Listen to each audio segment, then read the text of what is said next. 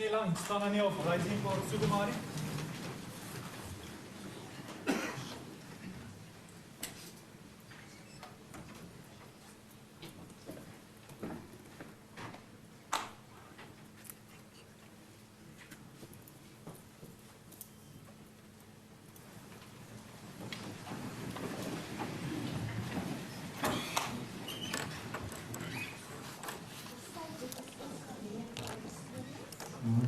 Please, the court, milady, I appear for the state with my colleagues Johnson and Broughton.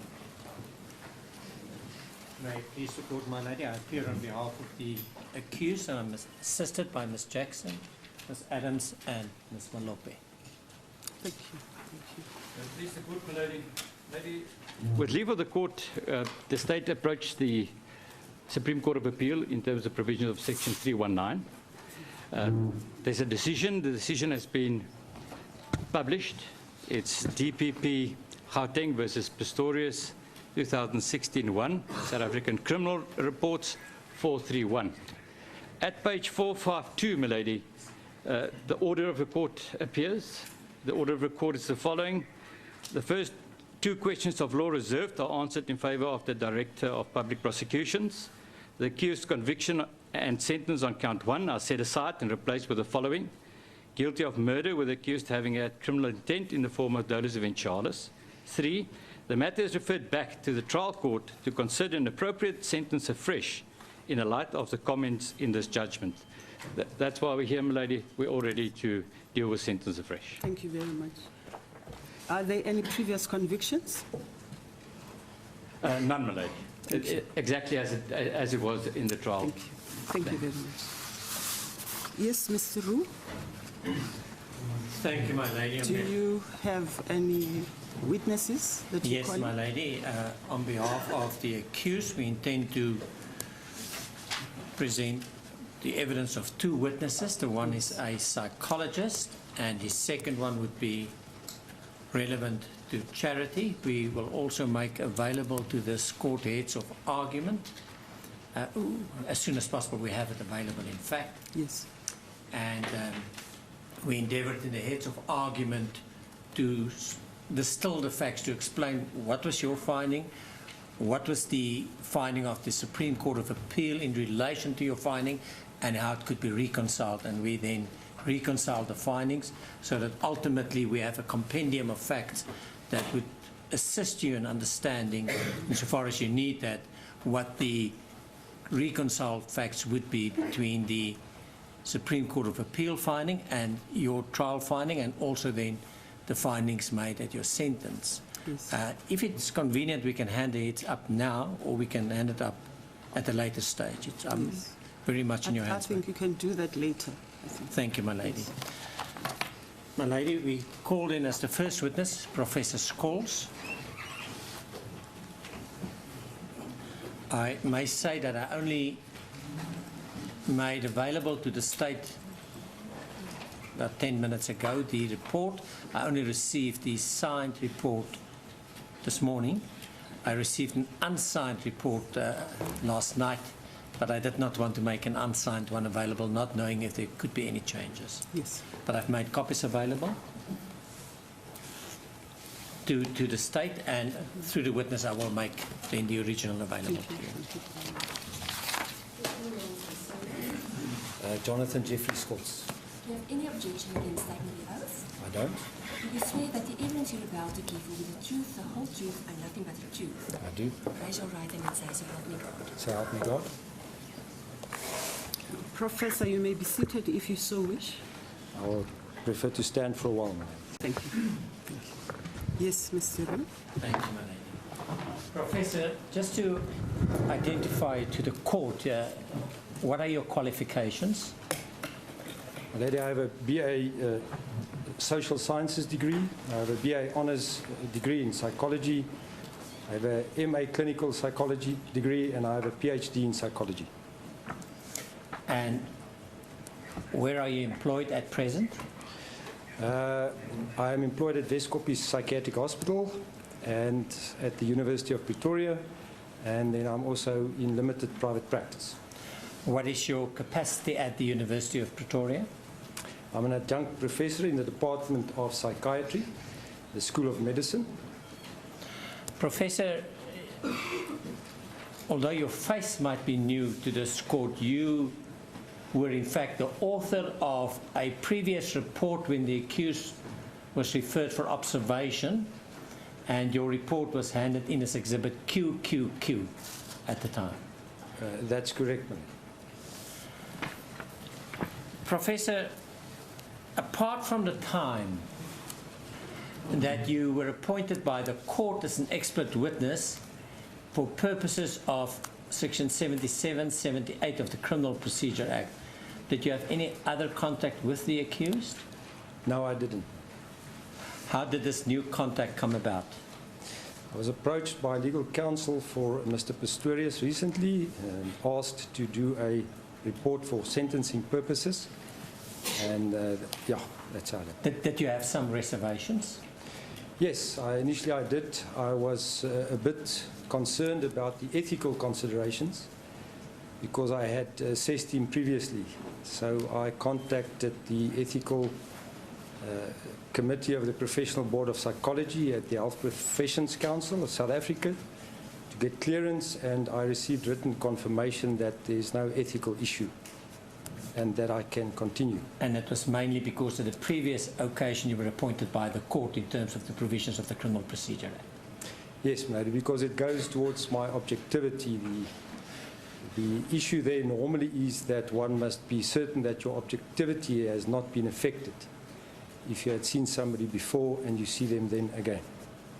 Professor, is it also correct that we from the defense side refrain to give you any instructions as how to go about other than to ask you to consult with Mr. Pistorius, and if you're satisfied that you would be in a position to give evidence, to prepare a report what you believe would assist the court? Yes, that was indeed so, Mani. Now, you're going to give evidence, but let's first go to the report. Do you have a copy in front of you? I do. My lady, may I hand up the report originally signed? May I suggest that we mark it maybe S for sentence and then A as the first exhibit on sentence.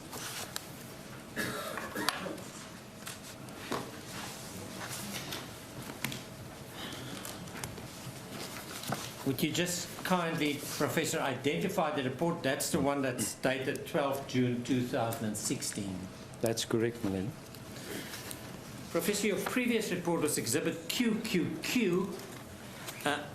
I think we decided just to make a copy for the convenience of the court, my lady, because it must be somewhere in all your files.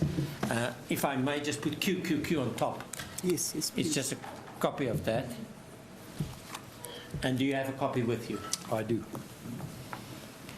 Could you identify that? That's in fact the report basically 2 years ago, dated 27th June 2014. That's correct. And that is the report that you presented or was presented to this court consequent upon the referral in terms of the Criminal Procedure Act. That's correct. Now, Professor, before we go to your report, and I'm talking now about SA, the new one. Yes. What is the process that you followed in this matter? I had consultations with Mr. Pistorius. I had various interviews with people I thought would be good sources of collateral information. I conducted a psychometric assessment, conducted a risk assessment, conducted an assessment of possible criminogenic needs. Yes, that's what I... Did you also go back to your previous report, which was handed into this court as Exhibit QQQ? Yes, I looked at that report again, and I included some aspects of it in the current report. Now, with that in mind, Professor, can you go to your report? The first page is not necessary. I think you can start where it says the introduction. You can let me ask you that you've given evidence before in the High Court. I have. Fine, you can then go to your report to the first page. Is this SA? That is SA. Yes, thank you.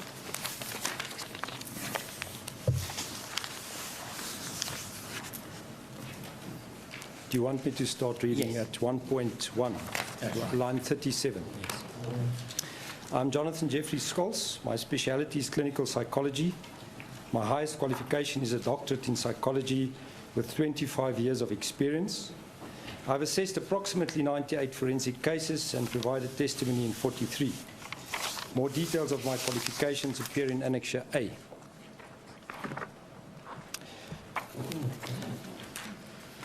Do you want me to go to Can we Annexure just A go first? quickly, very briefly to Annexure A, that's page 32 of your report. Position, Professor J. You have given that, yeah, Yes. in your evidence. If you can just go to the qualifications then. I also gave that. Are the credentials of these witnesses in dispute? I don't believe so because you was previously accepted this. Not at all. No. No. I don't think you need to. Thank do you. so. Yes.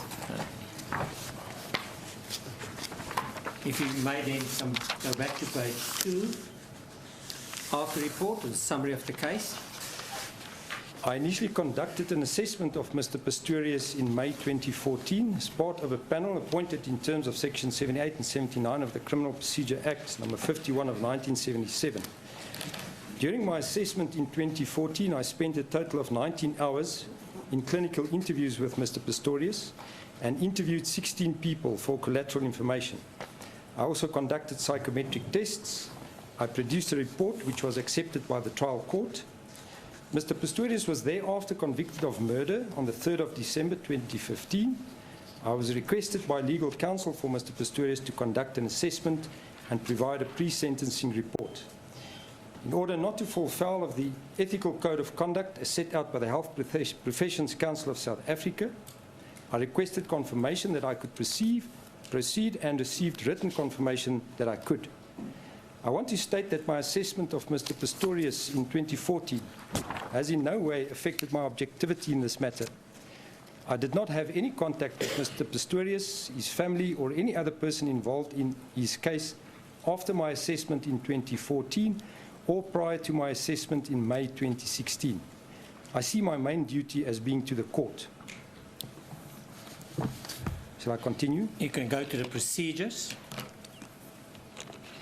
Paragraph 1.4.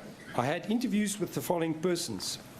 Clinical interviews with Mr. Pistorius for a total of 8 hours over the period 28 May 2016 to 31 May 2016.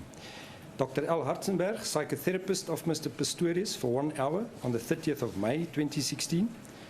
Mr. Louis Pistorius, aunt of Mr. Pistorius, for 40 minutes on the 31st of May 2016. Mr. Arnold Pistorius, uncle of Mr. Pistorius, for 20 minutes on the 31st of May 2016. Mr. Moses Leoko, correctional officer in charge of managing interventions during Mr. Pistorius's incarceration, for 1 hour on the 2nd of June 2016. Dr. G. Bosch, psychiatrist treating Mr. Pistorius, for 15 minutes on the 6th of June 2016. I requested an interview with the parents of the deceased, but it was declined by way of their legal counsel.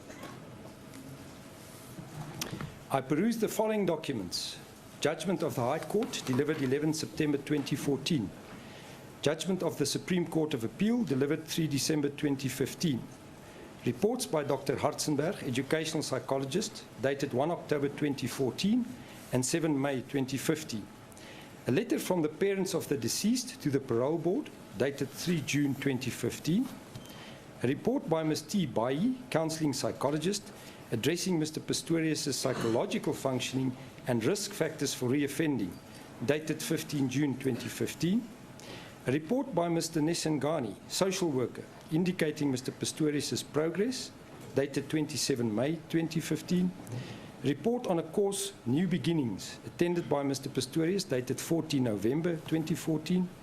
Report on a course, Anger In, Anger Out, attended by Mr. Pistorius, dated 29 January 2015. Report on a course, Restorative Justice, attended by Mr. Pistorius, dated 29 April 2015. Report by the Case Management Committee to the Parole Board, recommending correctional supervision, dated 5 June 2015.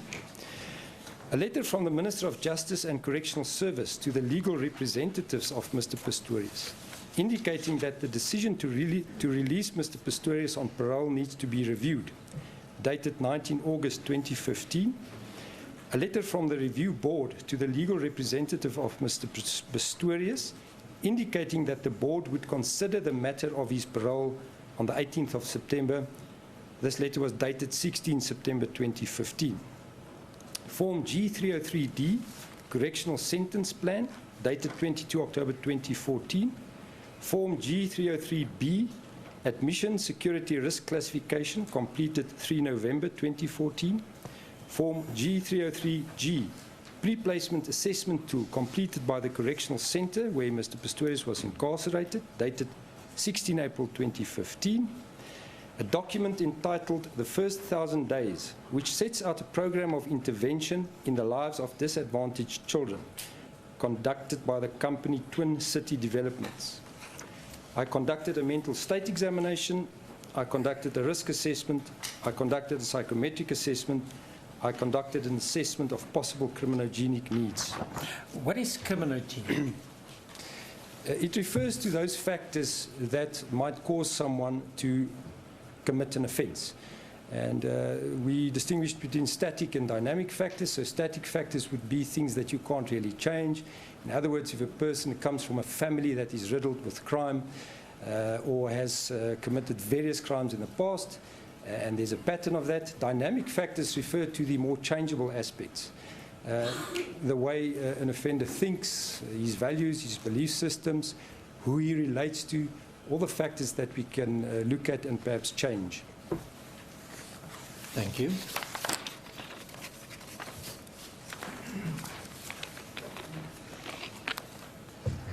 Continue. Yep. Issues addressed. Mental state examination of Mr. Pistorius. Excuse me, Marlene. Mr. Pistorius appeared adequately groomed. He spoke in a soft voice. His mood was anxious and depressed. His affect varied from being restricted to labile.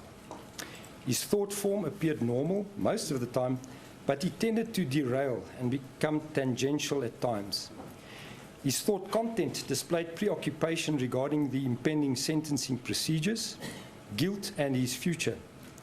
He appeared to have limited energy and his concentration wavered. He had no perceptual disturbances. He displayed signs and reported symptoms of post-traumatic stress disorder, anxiety disorder, and depressive disorder. His short to medium-term memory was compromised. His judgment was intact, and he had good insight. His manner was respectful and cooperative. At my request, he produced the medication for depression, anxiety, and insomnia as prescribed by his psychiatrist, Dr. Bosch. If we may just stop there, just 1 point consideration given if it was possible to call him as a witness. What is your view on that, in view of his state of mind? Currently, I don't think he is able to be a witness in this trial. His condition is severe. I can't hear that. I say currently, in my opinion, he's not able to testify, my lady. His condition is severe.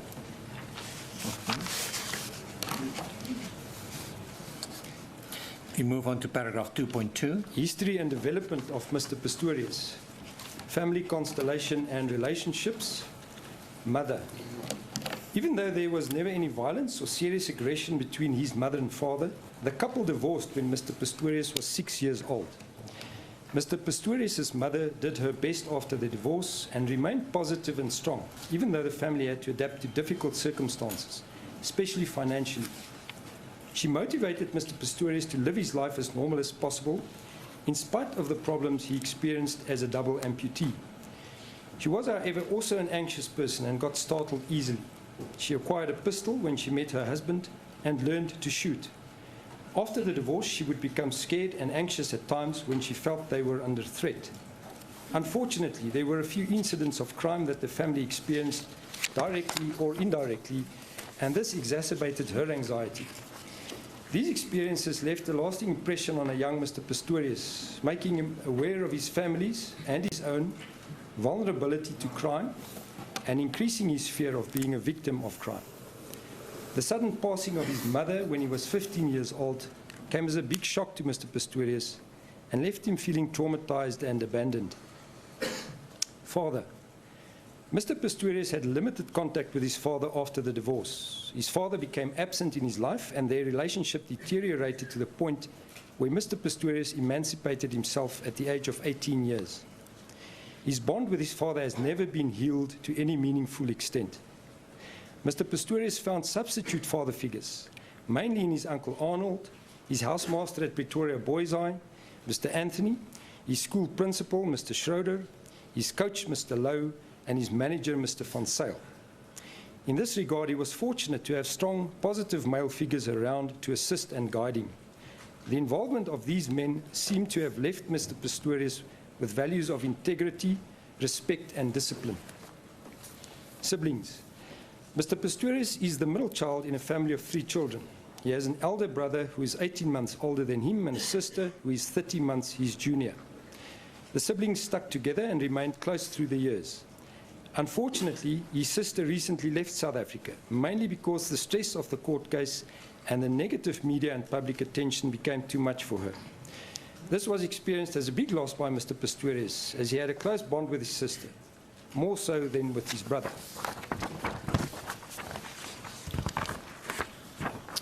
Family.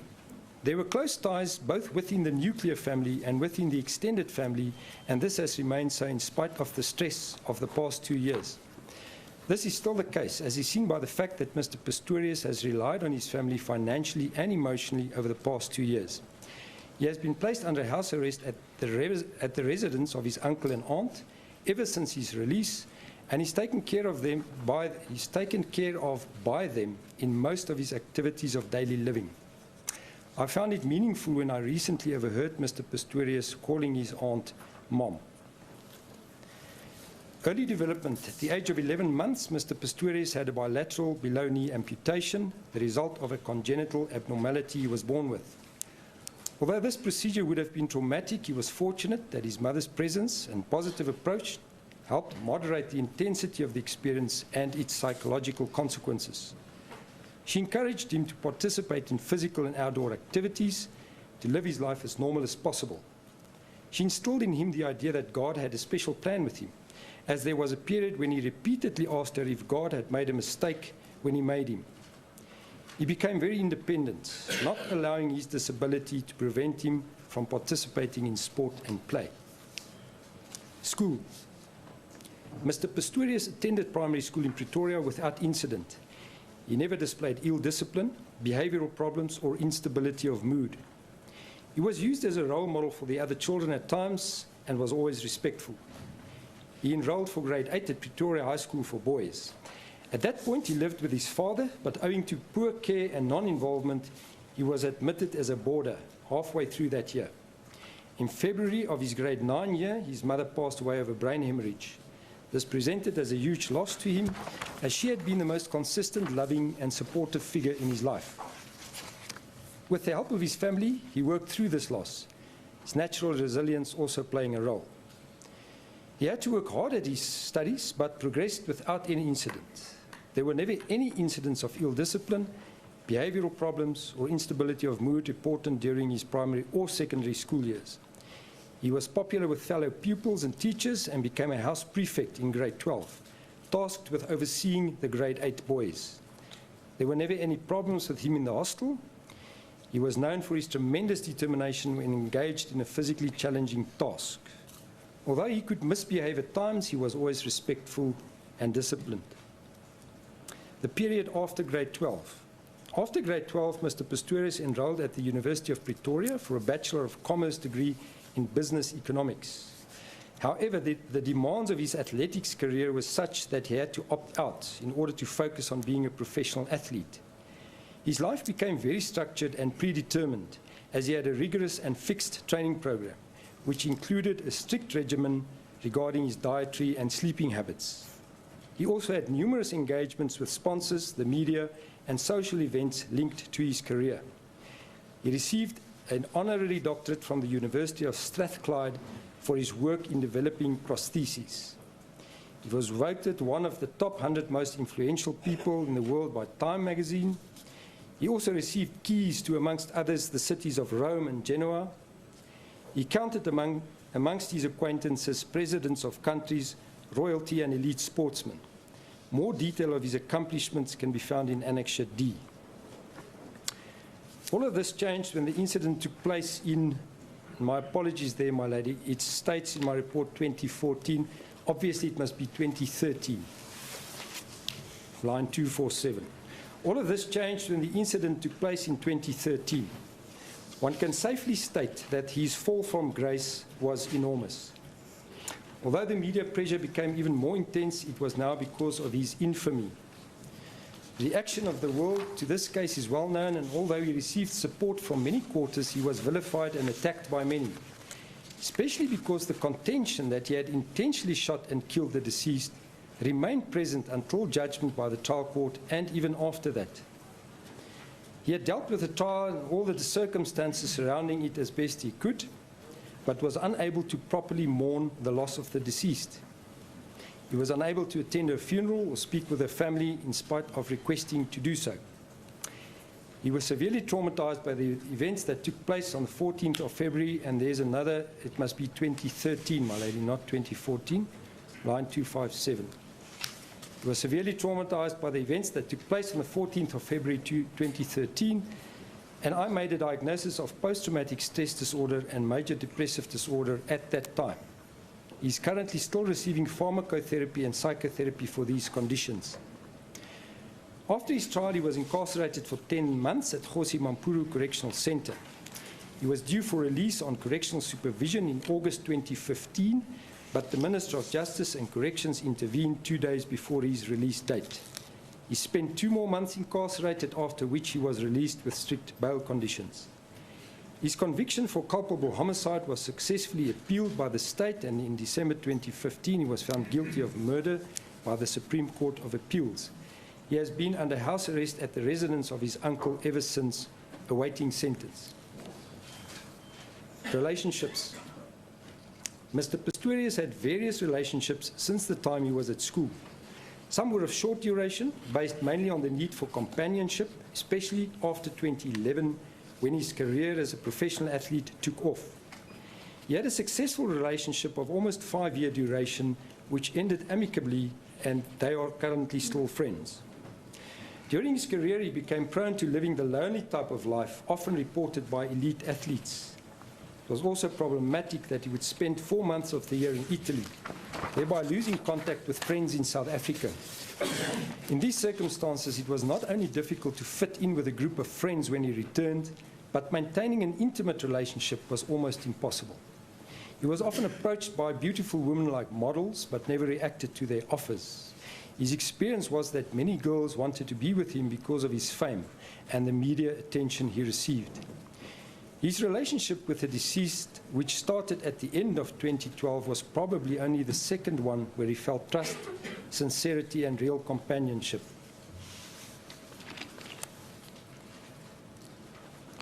Religion. Mr. Pistorius was brought up with strong Christian values. He attended the Methodist Church as a young boy and later moved to the Pentecostal Church. His mother was religious and attended various churches like the Assemblies of God or Rima Church. After school, Mr. Pistorius joined the Centurion Christian Church in Irene, Pretoria. He struggled to attend services as he traveled a lot, but would attend the Catholic Church in Italy while he was there. He prayed daily and still does. He held regular prayer and Bible discussion groups at his residence with fellow Christians. Although he would not force his views on others, he preferred that everybody hold hands while he prayed before a meal at his home.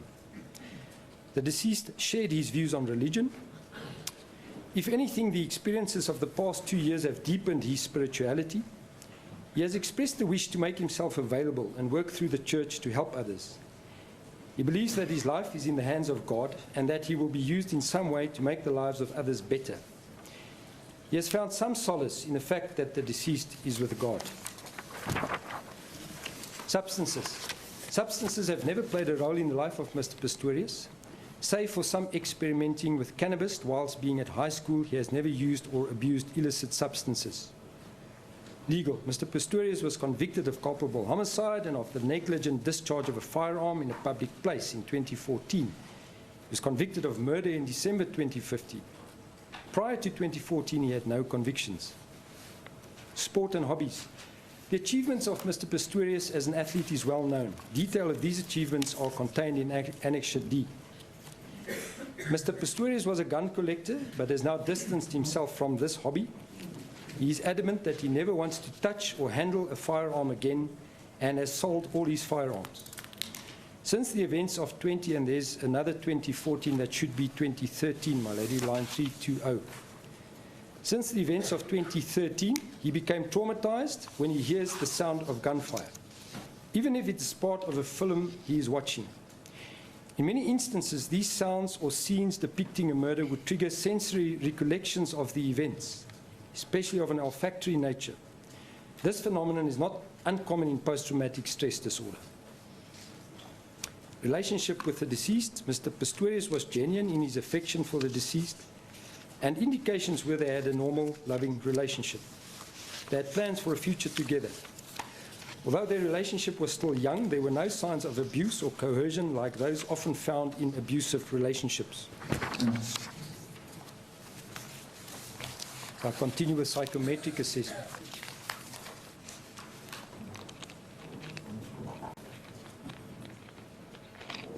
Shall I continue with? Yeah, thank you. Yes, sorry. Psychometric and risk assessment. I conducted a psychometric assessment of Mr. Pistorius. The results obtained after administration of the Minnesota Multiphasic Personality Inventory 2, MMPI-2, are reported below. The MMPI-2 is an objective test designed to assess a number of the major patterns of personality and psychological disorders. It is the most widely used inventory internationally and has appeared in research reports for more than 20 years, with established reliability coefficients of 0.83 for internal consistency, 0.75 for test-retest reliability. The various primary clinical scales of the MMPI-2 are contained in Annexure C. Results of the MMPI-2. Mr. Pistorius' results were as followed. The ones indicated in bold are the ones that are relevant, my lady. And the first 6 ones, VRIN, TRIN, F, L, K, and S, form a group. VRIN 47, TRIN 49, F 47, L 54, K 46, and S 58. Then at line 353 we get... Prof. Yeah. What is that group?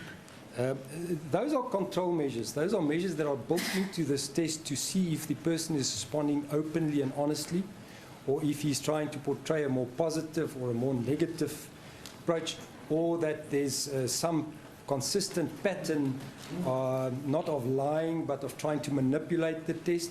So those are control measures built in to see that the protocol is valid. And we then get to the clinical scales at line 353. HS68 was high, D for depression, 84 was sorry, very... what is HS? It refers to a focus on the body. So bodily symptoms. That measured high. D is depression, 84, very high. HY hysteria was low, so it is not interpreted. PD, 46, that is psychopathic deviant, measured low. MF, male-female, was average. PA, paranoia, 76, very or high. Then PT, psychasthenia, it's just a general malay of being concerned and nervous and so on. SC, measured low. MA, measured low. What is MA? SC and MA? Must I? Okay. SC refers to schizophrenia. So if somebody had psychotic symptoms, that would measure high. MA refers to mania. So it is a person that is very energetic, euphoric, full of energy. That measured very low. And then SC was average. You deal with that in any event on the paper? Yes. I now, in the next paragraphs, I refer to what was relevant for this assessment, my lady. Following scores indicated in bold have relevance. The scores on the first 6 scales, VRIN, TRIN, F, L, K, and S, indicate that Mr. Pistorius' profile is valid. He accurately described his current psychological function. enlightening, and he did not try and create an overly positive or negative impression. Score of 68 on HS, hypochondriasis, indicates that Mr. Pistorius suffers from somatic symptoms and has a body-centered focus. This is probably due to his medical history and the stress of the current situation. Score of 84 on D, depression, indicates that Mr. Pistorius suffers from serious symptoms of depression. This was found to be consistent with collateral information and clinical findings. Score of 46 on PD, psychopathic deviate, is normally not interpreted if it is so low. However, it has value in the sense that it indicates that Mr. Pistorius does not have the personality characteristics usually associated with antisocial personality disorder and or psychopathy. This was found to be consistent with collateral information and clinical findings. The score of 76 on PA, paranoia, probably reflects Mr. Pistorius' basic distrustful disposition and the experience that he's always being watched by the media and people in general. His feelings of suspicion about the motives of people in general, and that he's very responsive to the opinions of others. This was found to be consistent with collateral information and clinical findings. The Psychiatric Diagnostic Screening Questionnaire, PDSQ. The PDSQ was administered in 2014 and with my recent assessment. It is an instrument that serves as a screening test for the presence of clinical conditions as defined by the Diagnostic and Statistical Manual 5. It has been administered more than 3,000 times and has proven reliability coefficients for internal consistency 0.86 and for test-retest reliability 0.89. It consists of the following subscales. The scores achieved by Mr. Pistorius and the cutoff score for significance is indicated. The first subscale, major depression disorder, major depressive disorder, suicidality. The cutoff is 9. In 2014, he scored at 8 and currently at 11. Post-traumatic stress disorder, the cutoff is 5. 2014, he scored at 12 and he now scored at 13. Bulimia or binge eating disorder, the cutoff is 7. He scored 0 in 2014 and currently. Obsessive compulsive disorder, cutoff is 1. He scored 0 in 2014, he scored 1 in 2016. Panic disorder, the cutoff is 4. 2014 he scored 0, currently he scored 3. Psychosis, cutoff is 1. He scored 0 in 2014 and 2016. Agoraphobia, the cutoff is 4. 2014 he scored at 4 and he now scored at 5. What is agoraphobia?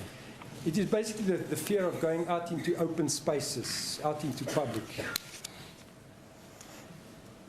Social phobia, the cutoff is 4.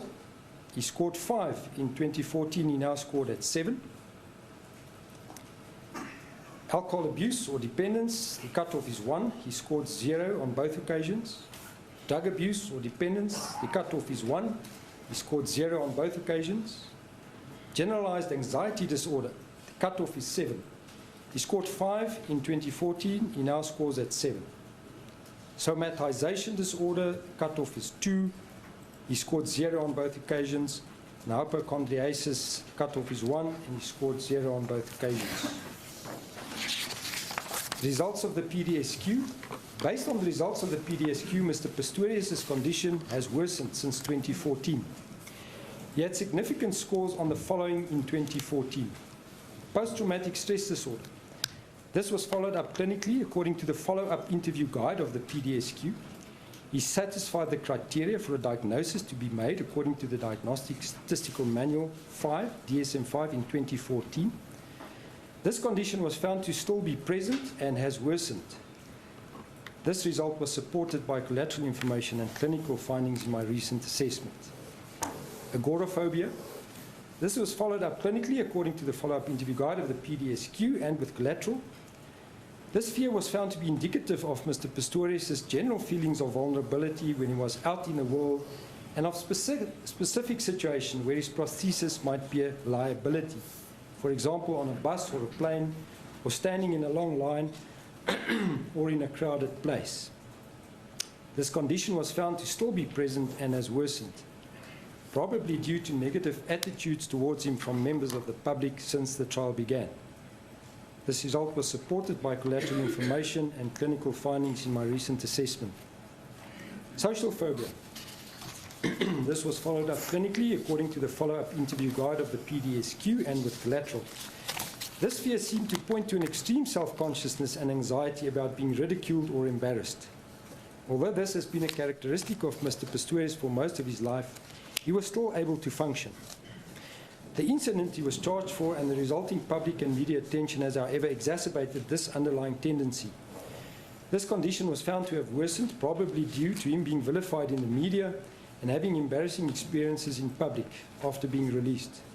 This result was supported by collateral information and clinical findings in my recent assessment.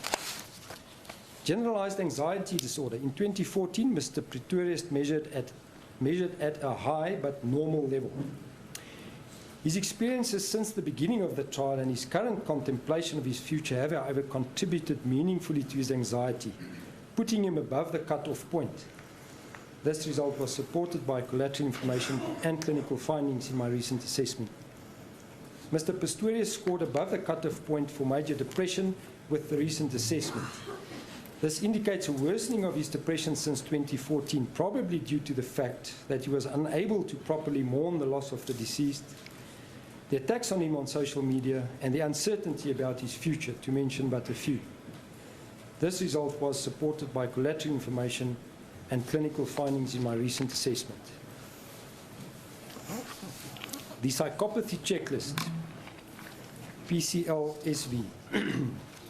A diagnosis of psychopathy has important implications for sentencing as it speaks to the need to protect society. The PCL-SV was administered in order to support findings made after conducting the MMPI-2 and to assist in predicting violence. The psychopathy checklist screening version was developed from the need to provide a shorter version of the psychopathy checklist revised. It yields both dimensional and categorical indexes of psychopathy, assessing both interpersonal or affective and social deviant symptoms of psychopathy within and outside of forensic settings. Results of the PCL-SV. Mr. Pistorius produced a score of 3 on the PCL-SV. Scores of 12 and below are found in people who are non-psychopathic. Scores of 13 to 18 warrant further investigation, and scores above 18 are found in psychopathic people. Having considered the result and the standard error of measurement plus or minus 3, further psychometric investigation with regards to psychopathy was deemed to be unnecessary. The result was adequately supported by clinical assessment and collateral information. If you can just give us a more detailed explanation of psychopathy. It is not a diagnosis found in the DSM, my lady. In the DSM, we find the diagnosis of antisocial personality disorder, which basically describes behaviors from a young age of people who start with conduct disorder and going against the rules of society. So it's a pattern that is inlaid in their personality. Psychopathy is more serious. It is accepted as a diagnosis by people in the field. There's a lot of research and literature that has been done, and these tests have been specifically designed to test that aspect. And these are people who have got no empathy, they've got no ability to put themselves in somebody else's shoes, they have therefore got no conscience, they've got no feelings for the other person. They are notoriously hard to treat or change in terms of their behavior. It is usually a lifelong pattern that is treated with exceptional difficulty. Aspects like arrogance, cruelty, non-empathic, non-sensitive are ascribed to psychopaths. Thank you. Risk assessment. The historical clinical risk 20 version 3. Various risk assessment tools have been developed over the past 2 decades to assess the risk for violence. These tools have greatly improved predictive assessment, particularly when used in combination with clinical instruments as is the case with Mr. Pistorius.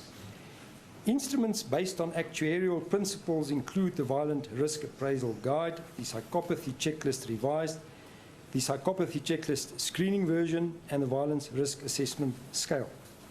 Instruments based on structured clinical guides include the Historical Clinical Risk 20, the VRAG, and the PCLR mentioned above. Internationally, a combination of these two approaches to risk assessment is seen as the most robust and accurate way to assess violence risk, integrative of the whole person. This approach was followed in my assessment of Mr. Pistorius.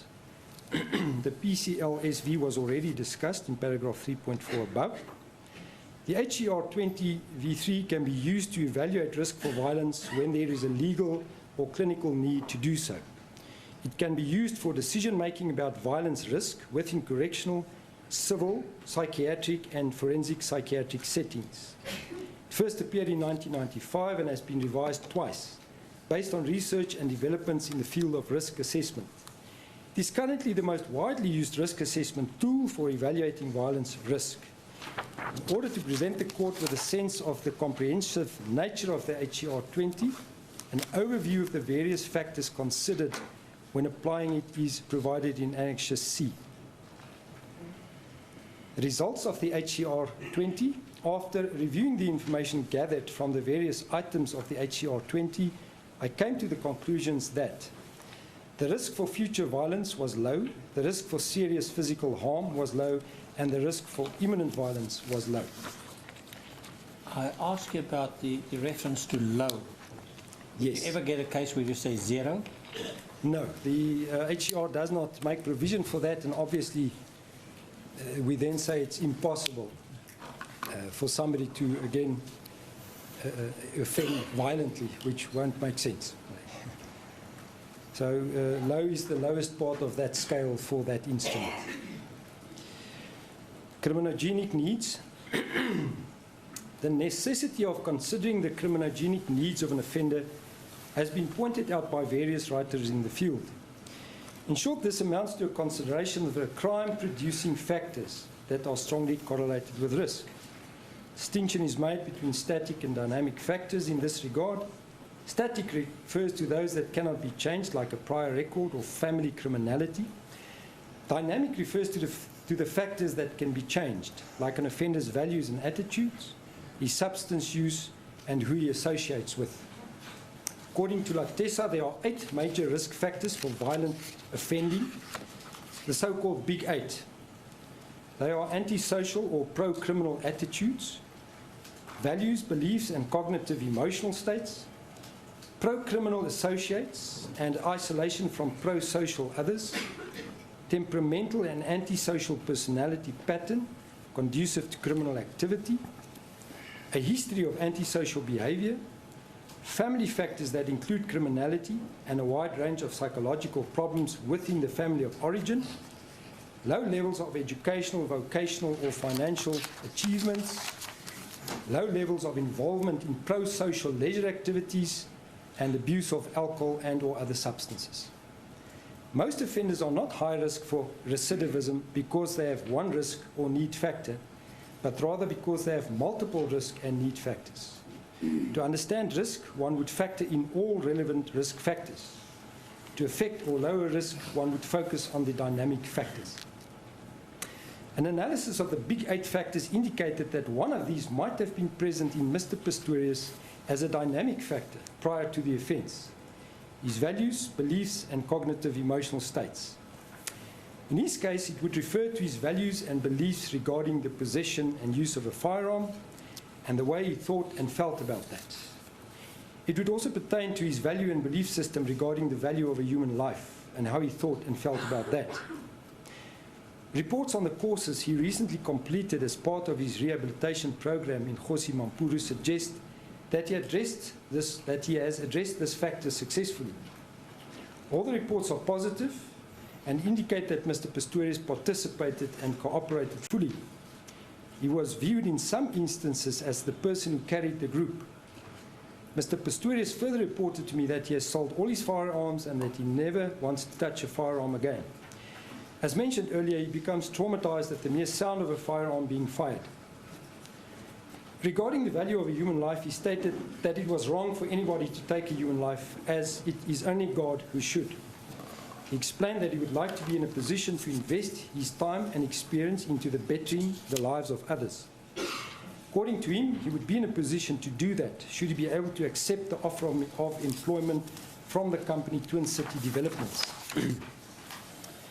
It was seen as prudent to assess Mr. Pistorius' criminogenic needs by means of a guide based on evidence-based practices.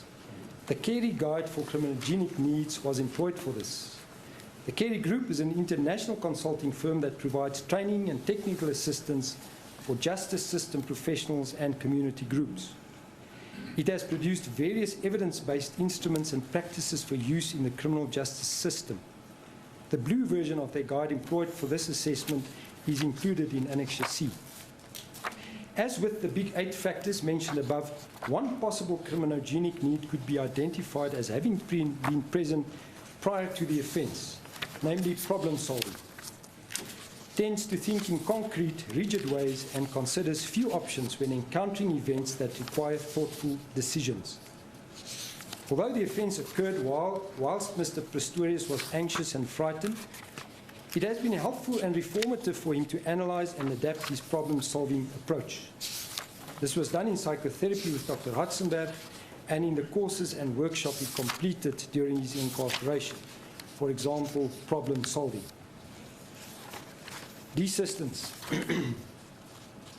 Desistance from crime is an unusual dependent variable because it is not an event that happens, but rather it is the sustained absence of a certain type of event. A study often referred to in the literature is Maruna's Liverpool desistance study. The results indicated some of the following differences between desisters and persisters. Desisters believed they had the ability to make good. Persisters felt doomed and condemned to deviance. Desisters felt criminality was not part of the real me, but rather circumstantial. Persisters had a commitment to crime. Desisters felt the past served as a lesson and made them stronger, and persisters felt the past predicted their criminalistic future.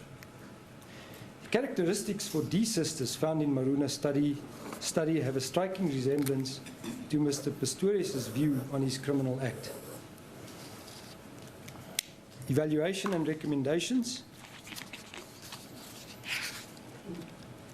In order to present the Honourable Court with all the factors that might be relevant for sentencing, a comprehensive assessment of Mr. Pistorius was conducted.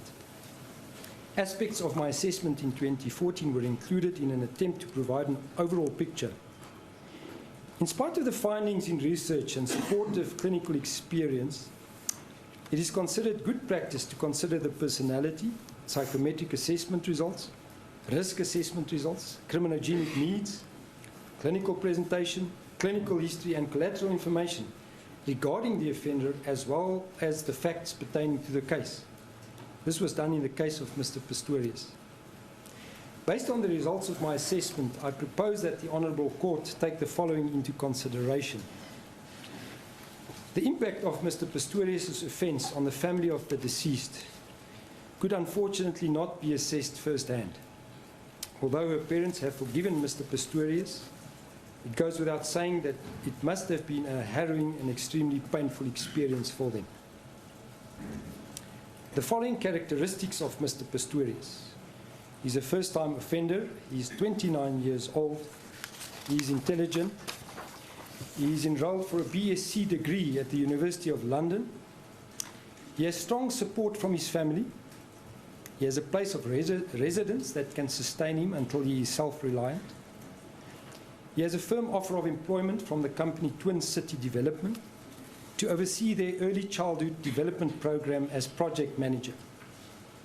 The project intervenes in the lives of vulnerable and disadvantaged children in Africa in a holistic and integrated way.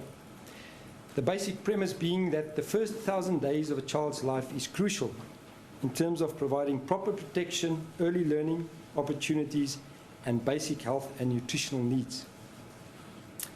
He has spent 12 months in prison. He has no problems with substance use or abuse.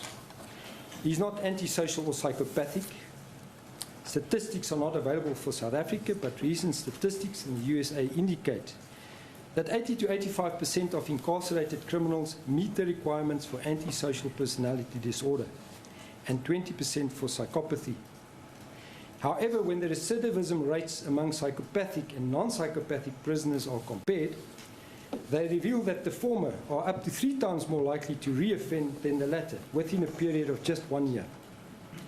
When viewed from the perspective of possible recidivism, it is an important finding that Mr. Pistorius does not suffer from psychopathy. From the perspective of risk assessment, the risk for violent reoffending was found to be low. Research based on desistent theory support these findings and point to Mr. Pistorius as a desister rather than a persister. An assessment of criminogenic needs identified 2 dynamic, changeable factors, namely, first one, values, beliefs, and cognitive emotional states, and number 2, problem solving, that were possibly present before the offence. Both these factors have been adequately addressed by way of psychotherapy and the completion of rehabilitation courses and workshops during his incarcerations.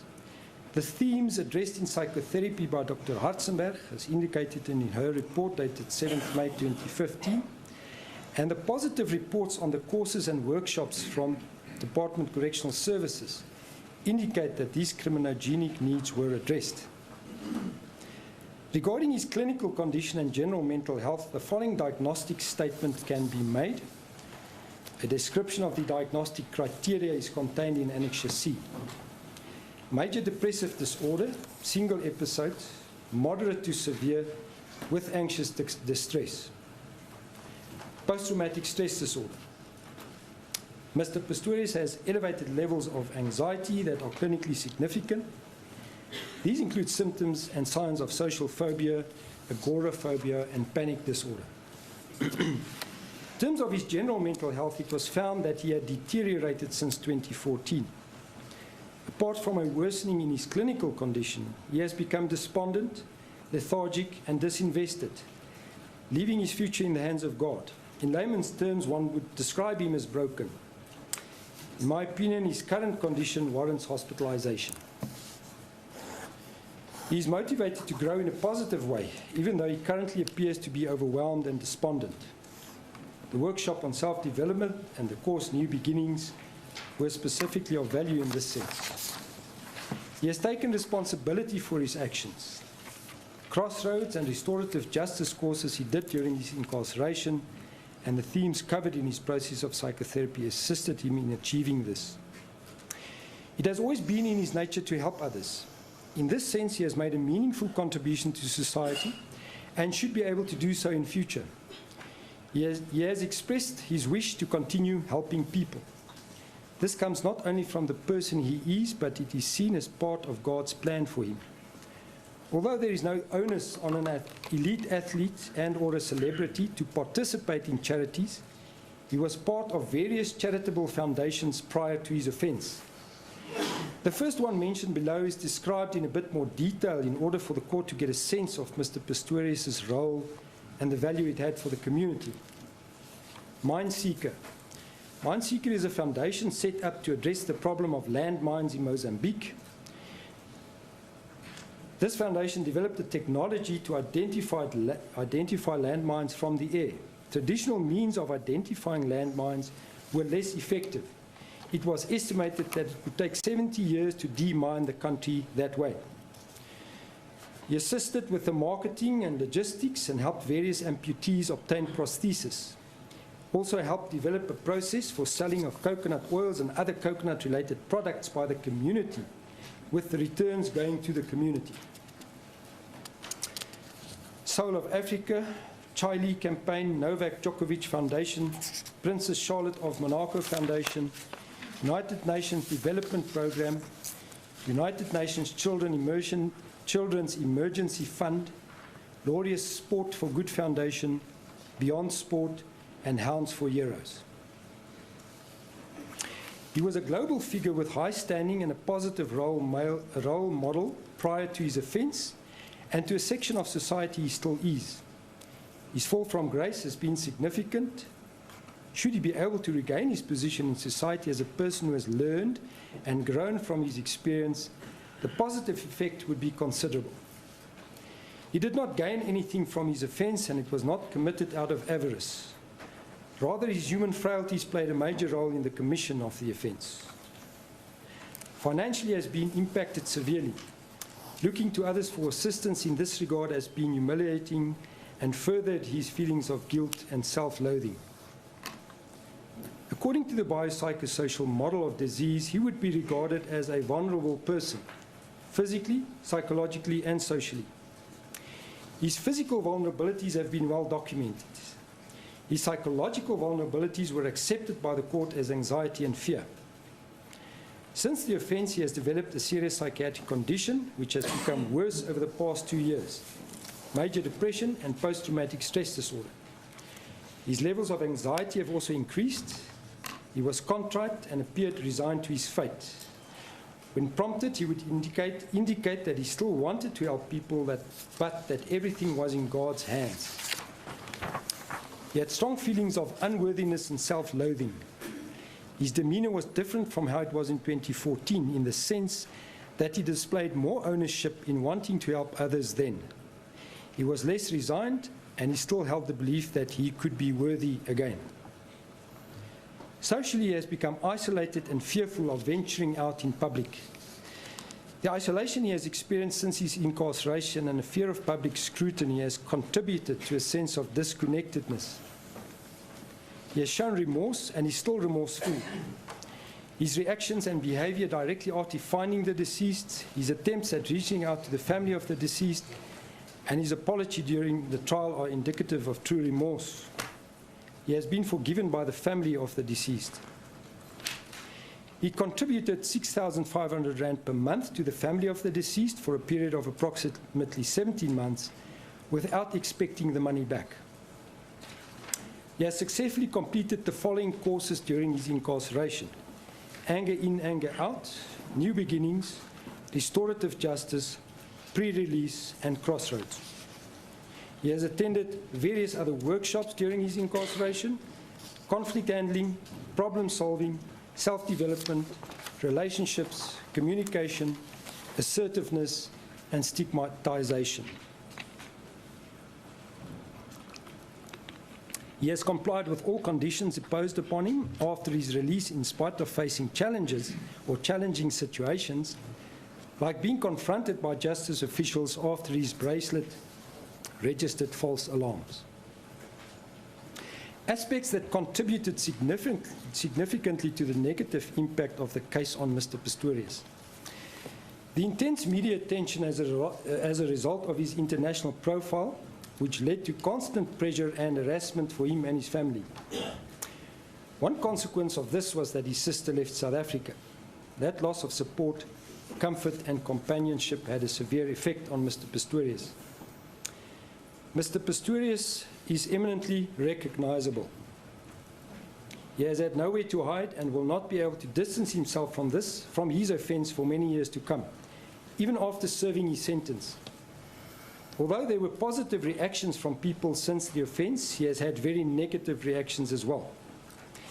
An example of this includes having to leave a local grocery store recently after another customer protested about shopping with a murderer. In future, the very real possibility exists that should he have children, that they and/or their friends might conduct an internet search, and he or they will be faced with graphic images and negative reports of the trial. He fatally shot the person he loved. That places him in that group of people who had to deal not only with taking another life, but taking the life of a family member or loved one without intending to do so. The intense sorrow, self-punishment, and inescapable guilt that follows have been with Mr. Pistorius since the moment he found the deceased in the cubicle. He had several traumatic and humiliating experiences during his incarceration. No structure to sit on whilst showering for the first 5 weeks. He had to sit on the cement floor, which led to an infection in his stumps. Overhearing the rape of a young man and finding the man had hung himself with a bedcloth the next morning. For his own protection, he was segregated in an area of the hospital ward. Unfortunately, this effectively amounted to solitary confinement. He was confined to his cell for at least 18 hours per day. Considering that the cell covers 6 square meters in size, he was basically confined to his bed. Apart from the physical discomfort, the psychological experience was that of being caged like an animal. The psychological damage caused by prolonged segregation has been well described. Hopelessness, depression, insomnia, lethargy, and a sense of impending emotional breakdown, amongst others. In the USA, isolated confinement is considered to be an area of 60 to 80 square feet, much larger than the area Mr. Pistorius was kept in. Isolation can be psychologically harmful to any prisoner, with the nature and severity of the impact depending on the individual, the duration and the particular conditions, for example, access to natural light. Solitary confinement is recognized as difficult to withstand. Indeed, psychological stresses such as isolation can be as clinically distressing as physical torture. He had experiences where warders would arrive with other people to look at him, sometimes at night. The experience was that of being on show, like an animal in a cage, experienced psychologically as humiliating and hurtful by Mr. Pistorius. Unfortunately, there was an instance where the medication he needed for his major depression and post-traumatic stress disorder and anxiety was not made available to him, in spite of it being delivered timeously by his family. This led to him having a panic attack. The late intervention by the Minister of Justice and Correction before Mr. Pistorius was due to be released on parole caused him significant distress. The fact that this intervention coincided with a petition from the Progressive Women's Movement of South Africa exacerbated his distress as it went to the core issue of his guilt and grief, that he had shot his partner without meaning to do so. Sorry, ma'am. Whilst it remains the prerogative of the Honourable Court to impose a suitable sentence, it is my considered opinion, based on my assessment of Mr. Pistorius, that further imprisonment, one, would have a detrimental effect on him as a person, considering his current clinical condition, his remorsefulness, and the fact that he murdered his loved one, and two, would not be psychologically or socially constructive. When viewing the various possibilities for sentence from a psychological perspective, and in lieu of the factors mentioned in paragraphs 6.1 and 6.2 above, the eventual outcome for Mr. Pistorius, the criminal, becomes important. In my view, Mr. Pistorius would be better served psychologically and socially if he gave back in a constructive and positive way, utilizing his considerable skills and experience to enhance the lives of others. In stating this, I am guided by my assessment of him and a consideration of the facts of the case. My opinion is also informed by the general tendencies identified by desistance research over the past 15 years, which has on occasion been stated as follows. Although these principles speak to the challenges of criminal justice, social work, or probation practice, desistance research has also has implication for criminal justice processes and institutions themselves. For example, the Scottish Prisons Commission drew on desistance research in proposing a different kind of approach to sentencing, one which prompted positive and constructive payback, but which also proposed that the offender be actively engaged in discussion about the form of payback that made most sense. And then I signed the report. Thank you, Professor. The annexes would simply deal then with what you've referred to, the explanation of the terms used by you, etc. Yes, ma'am. Now, there was also reference to your previous report, and I'm not going to revisit that in totality, but I want to ask you something about it. That was Exhibit QQQ, the report dated 27 June 2014. Yes. Would you kindly go to page 28? It's something that I want to ask you about.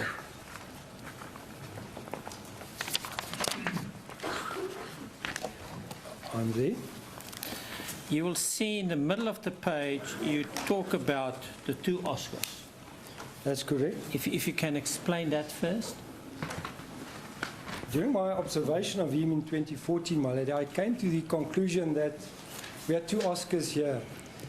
The one was this super Olympian, this almost larger-than-life person who had been extremely successful and even physically tall when he was on his prosthesis.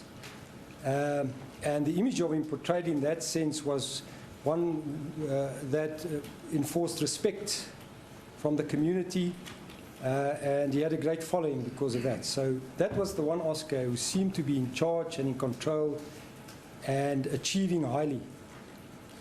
The other Oscar was the one without his prosthesis, which I found to be a vulnerable, anxious man, extremely uncertain of himself when he was without his prosthesis, feeling extremely unsafe,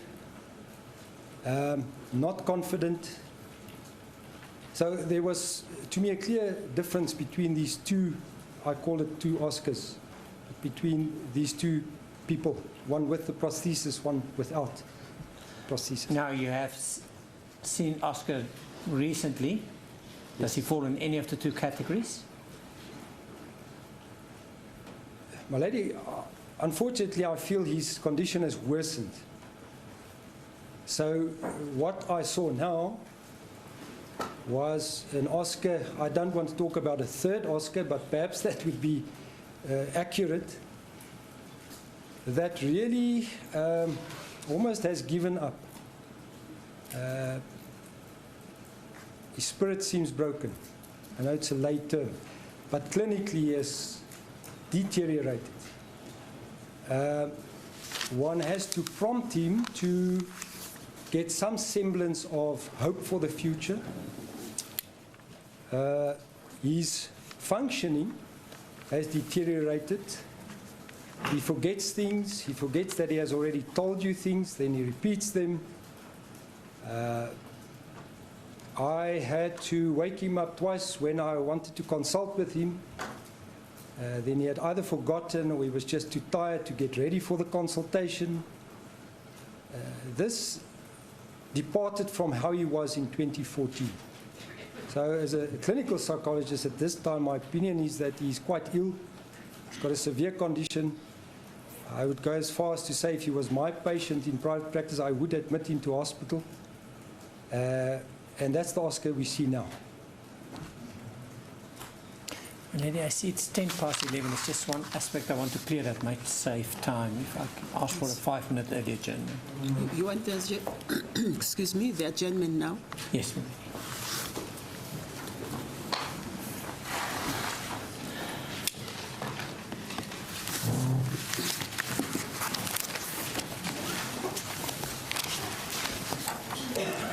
We'll take our 15 minutes adjournment. Inela staan nie op rising court Sugumari.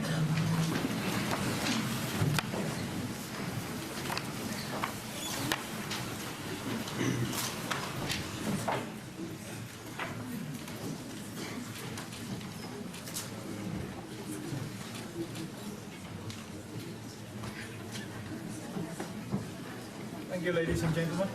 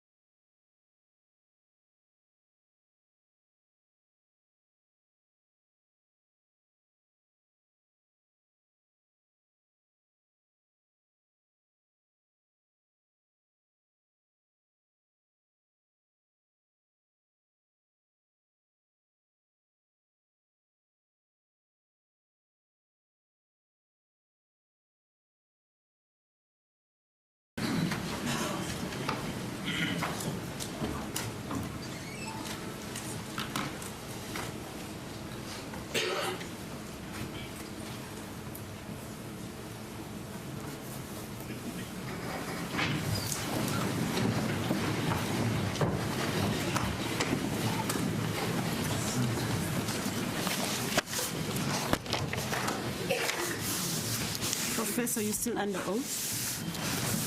Thank you. Yes, Thank you for the indulgence, my lady. I have no further questions. Thank you very much, Mr. Roux. Yes, Mr. Nel. As for presence, my lady. Professor Scholes, you've given evidence in courts before, is that correct? Yes. In mitigation of sentence? Yes. And you understand that there's more than just the accused that should be taken into account as our sentence. That's correct. The way I understand your report is you saying, this is my view on the accused. That's correct. You said that you think he would not be able to testify, That's correct. but you know that he was able to talk to the TV in an interview. It's possible. It's two different contexts, my lady. Why would you say it's different context? My understanding is that he spoke about the trial and the facts.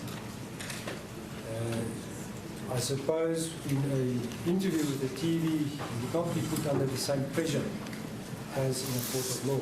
Or there won't be anybody that would check his version to see if it's the truth, because the interviewer will let you go. Is that so? There's no pressure. This pertains to his condition. So if it is an easier discussion for him to have, he might be able to do it. Let me just think. You say, yeah. You know, you said something about the third Oscar. Yes. Were you informed about the incident at court on the previous postponement when he confronted the investigator? No, I wasn't. Okay, let me tell you. Mr. Pistorius confronted now Colonel Van Aert directly, saying, please give us space and privacy. You didn't do your job in any case. You know that? I don't know that. That's not the person that has given up on life. That's a person in charge of the situation. Already, if we understand the symptoms of depression, post-traumatic stress disorder, severe agitation, irritability. Good. Whilst you're saying that, Professor, please excuse me. I got your report before you started testifying. I'm trying my best to save time, so I'll be jumping around. PTSD, post-traumatic stress disorder, is a treatable illness. Am I right? Yes, it is. It's manageable. If you take your tablets, it's manageable. No, not only if you take your tablets, you have to be in psychotherapy. It's very important. But it's manageable. It's manageable. Good. You know, the incident with Colonel Van Aert was so bad that counsel phoned later to apologize. You accept that, right? Except that, my lady, we have instances of people with PTSD that go way beyond the normal controls of behavior. It's part of the condition. But So their behavior is informed by this condition. So I'm not too surprised about this in that context. I see. Let me put it into my context. So he would be prone to being irritable and aggressive. That's part of the PTSD, if he's not in prison. The answer must be yes. You will be prone to being irritable, agitated, anywhere and everywhere. The condition is with him all the time. Okay. You see, I still want to... Did the accused inform you about his interview with ITV? No, he didn't. Did you pick it up in the media? Oh, yesterday in the paper that there was such an interview, or going to be one. I'm not sure. Now, let me test you. What did you find out about this? Just that he had an interview with ITV. And did you ask anybody what's this interview about? No, I saw this yesterday for the first time in the papers. If I tell you that what I've read in the papers is that he has given a version of the events, would you be surprised? No, I won't be surprised. So he would rather give it to the TV than to court. I suppose he feels he has given his version to courts and been tested on it, my lady. You see, I'm jumping, but let me just go for whichever answer you give. You discussed the two judgments with the accused. Am I right? Yes, I would have. Now, you would have seen the one thing that stands out in both judgments is that the accused was a poor witness and that there's no acceptable version before court. I saw that he was a poor witness, yes. And did you discuss it with him? No, I didn't. I see. But then you have to accept that both the appeal court and this court said, well, let me rather tell you what the appeal court said. The appeal court said, one really does not know what his explanation is for having fired the fatal shots. You've read that. Did you discuss it with him? No. One does just not know his true explanation for firing the weapon. Did you discuss it with him? No. You see, why I find this strange, but I have to do the third. And he never offered an acceptable explanation for having done so. You've not discussed that with No, I haven't.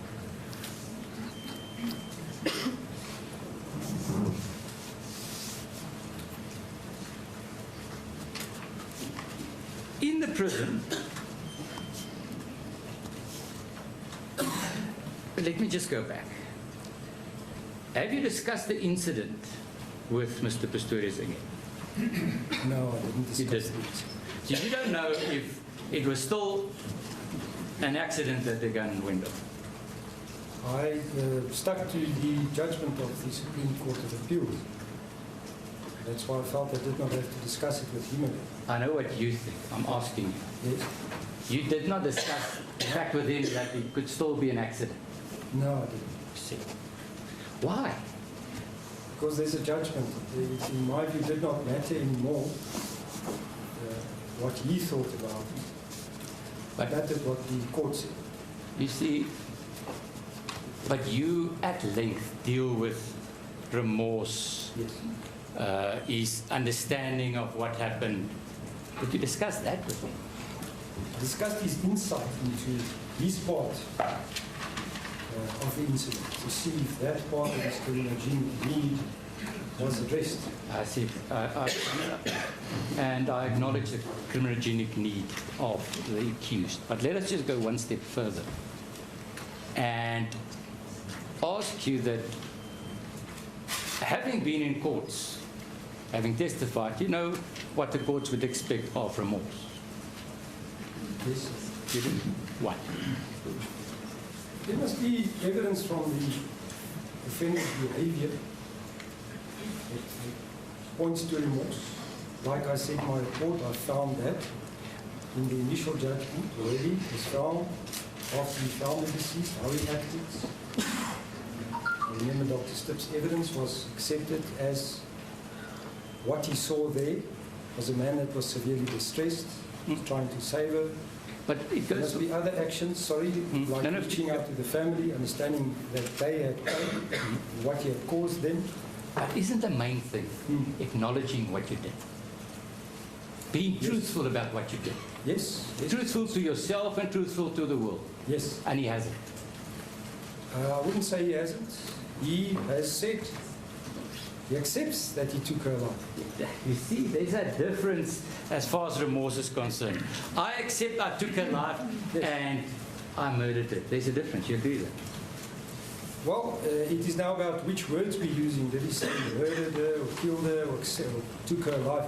I'm just saying that his disposition is and his thoughts were he killed her. He Yes. took her life. That's why Yeah. I will argue that it can never be true remorse. It can be, I'm sorry for myself. I took her life. That could be, isn't it? In that instance, it would be strange, my lady, in a sense, one looked at him holistically and clinically, his condition, to then say he does not have remorse. I can't bring the two pictures together in my mind. If we are saying his condition and how he has deteriorated the past 2 years is only because he's feeling sorry for himself, I can't clinically substantiate that. But you see, again, have you had access to the dosage of medication that was prescribed whilst he was in custody? I had access to the medication he's now using. Okay, but let's Yes. go. You, Mr. Professor, you said that he's deteriorated the last 2 years. Yes. Okay. Now I'm saying for one of those last 2 years, he was in prison. Yes. Have you had access to the medication that he took during that time? He gave me the names of the medication, but I could not confirm it. It's just what he said. Do you have any indication of the dosage of the medication? No, that I he took? don't. Do you have any indication if it was increased, the amount of tablets he had to take? Since when? Whilst he was in custody? No, I don't. Yes, see. Now, whilst I'm dealing with this, have you had any access to correctional service documentation pertaining to the accused incarceration there? Yes, in the sense that I had the reports on the courses he did, and the other documents I mentioned earlier on, the pre-sentencing plan, and those kinds of documents. Recommendations to the parole board, those kinds. Any indication about all his temper tantrums? The one report by Ms. Bayi, the counseling psychologist, mentioned temper tantrums, verbal aggression. Yeah. You discussed it with him. Yes, I did. Now, did he tell you that he got so agitated in talking to Sister Mashabane that he banged the table in her presence? I'm not sure what period that would have been. When was this? When he was in the first month, the second month? No, in January. It's in January of 2015. Yes, so we didn't discuss that incident. But let me then tell you about it, because you made lots of recommendations. He got so upset with Sister Mashabane that he approached her in the office, he was shaking, and he banged the table. Do you know anything about that? No, I don't.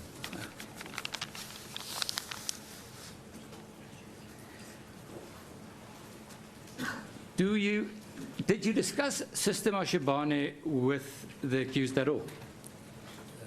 No, I didn't. Were you in court when Mr. Pistorius walked in this morning? I didn't see him walk in. Were you in court when he walked towards where he's sitting now? No, I didn't see that. Now, I'm going to tell you what happened, and if you can. Mr. Pistorius walked past all the correction service people, greeted them by hand, except Sister Mashabane. Did you see that? I didn't see that. Do you know that Mr. Pistorius was in prison, was allowed to see a psychologist? Yes, I do. You know that he was allowed to see, apologies, Madeleine, I want to rephrase the question. Do you know who Dr. Eunice van Wyk is? No, I don't. You have no idea who Eunice van Wyk is? No, I haven't. Do you know which doctor visited Mr. Pistorius in prison? No, I only know of his psychotherapist that visited him, Dr. So- Hudson. So you never asked him if he had access to his private doctor? No, I didn't. I asked him if he had access to his medication, because that obviously would be important pertaining to his condition from my perspective, but not. I find it a bit strange Medical because you in your report deals with the fact that he had blisters on his, The infection in his stumps. yeah. Yes. Did you ask him who treated it? No. Why not? I mean, that's important to know how the man coped in prison. I accepted he would have access to medical services and that it would be treated in that way. So then it's just a by and by issue. He had an infection, it was treated. Yes. So we shouldn't see anything. We should see what it caused, the stress it caused him psychologically. That's why I mentioned it. But he was seen by Dr. Eunice van Wyk. Do you know that? I don't know that. And by mere coincidence, it's not only his private doctor, but a direct family member? Do you know anything I about don't that? know, no. So you wouldn't be able to say if the fact that she was a family member was disclosed at all? No. Okay.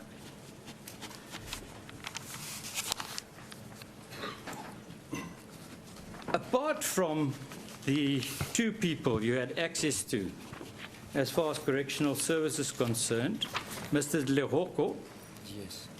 and Ms. Bai, Yes. you saw nobody else? I didn't see Ms. Baya, I just read her report. Oh, you just read I it. only saw Mr. Lehoko. Mr. Lehoko is a junior official in the department that arranges the interventions and things. Yes, I saw his signature on some of his reports, and that's why it was important to me to talk to him, so that he could convey to me how Mr. Pistorius handled himself with these courses that he did there. And he actually told me that he saw Mr. Pistorius almost every day. You said that you gave evidence that the family of the deceased has forgiven Mr. Pistorius. Yes, ma'am. How do you know that? I have a letter that they wrote to the parole board. But apart from that, you have nothing. No. I requested to speak with them, to try and go there and ask and find out, but it was declined. But do you know that Reva's mother wrote the book? Which book, my lady? She wrote the book. She only wrote one book. Yeah. Do you know of the one book she wrote? No, I don't. Okay. A mother's story. You've never read it or... No. Now, forgiveness is a wide word, isn't it? I suppose so. Page 30 of that book, sir, deals with forgiveness. I've forgiven him. I have to. That is my religion. It's not healthy to carry evil thoughts about him because it will only destroy me, eat me up. But I can't forget what he's done. That's what she said. She's forgiven him for her sake, not for his sake. Do you understand that? Yes, I think that is what forgiveness is. For her sake, not for his sake.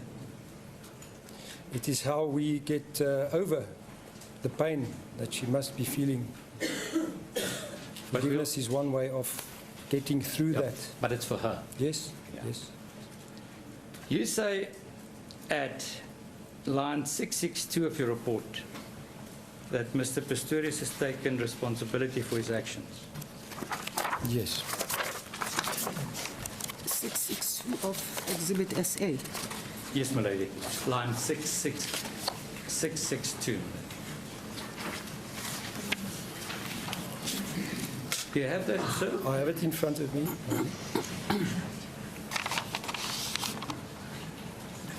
Right. I will. Okay.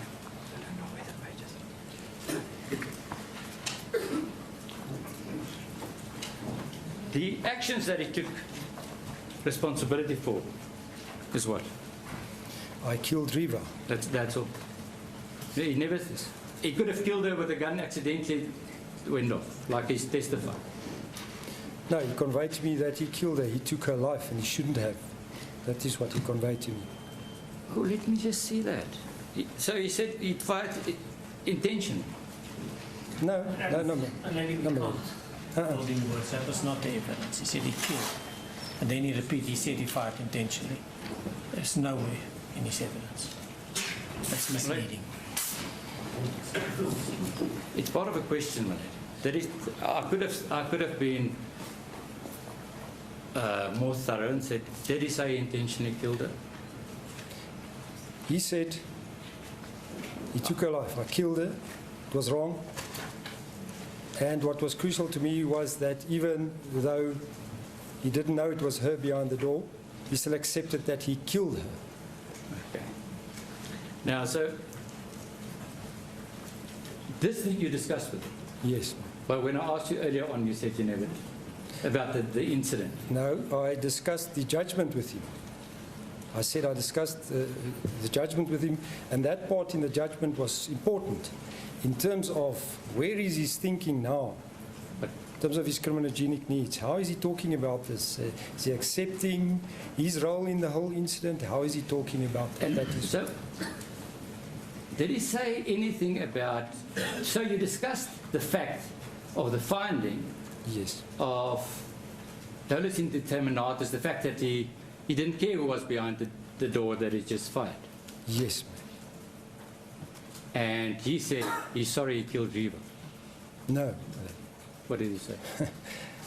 Those two ideas are slightly different. When we discussed Riva, I wanted to understand if he understood and accepted that even though he didn't know it was her, he still killed her, Okay. took her life, and he's responsible for Does he that. understand that he Yes. committed murder? Yes, he does. In what way? I said in my report he accepts that nobody should take a human life, only God. He accepts he took a human life when he shouldn't have. But That's that- murder. But no, that could be culpable homicide. It could be, but in his case, after the judgment of the... Yeah, but that is your view, and that's not his. No, it's his. I discussed the judgment with him, my lady. That, And I asked him, the appeal court judge said, you murdered Riva. and he said what? Do you accept that you murdered her? He said, yes, I murdered. In what way? You just now said he accepted he murdered her because the judgment said so. Did he indicate to you how? What he did? We know what he did. He What shot did her. he do? He shot her. How? Does he agree, let me just say, does he agree that he armed himself with the intention to shoot?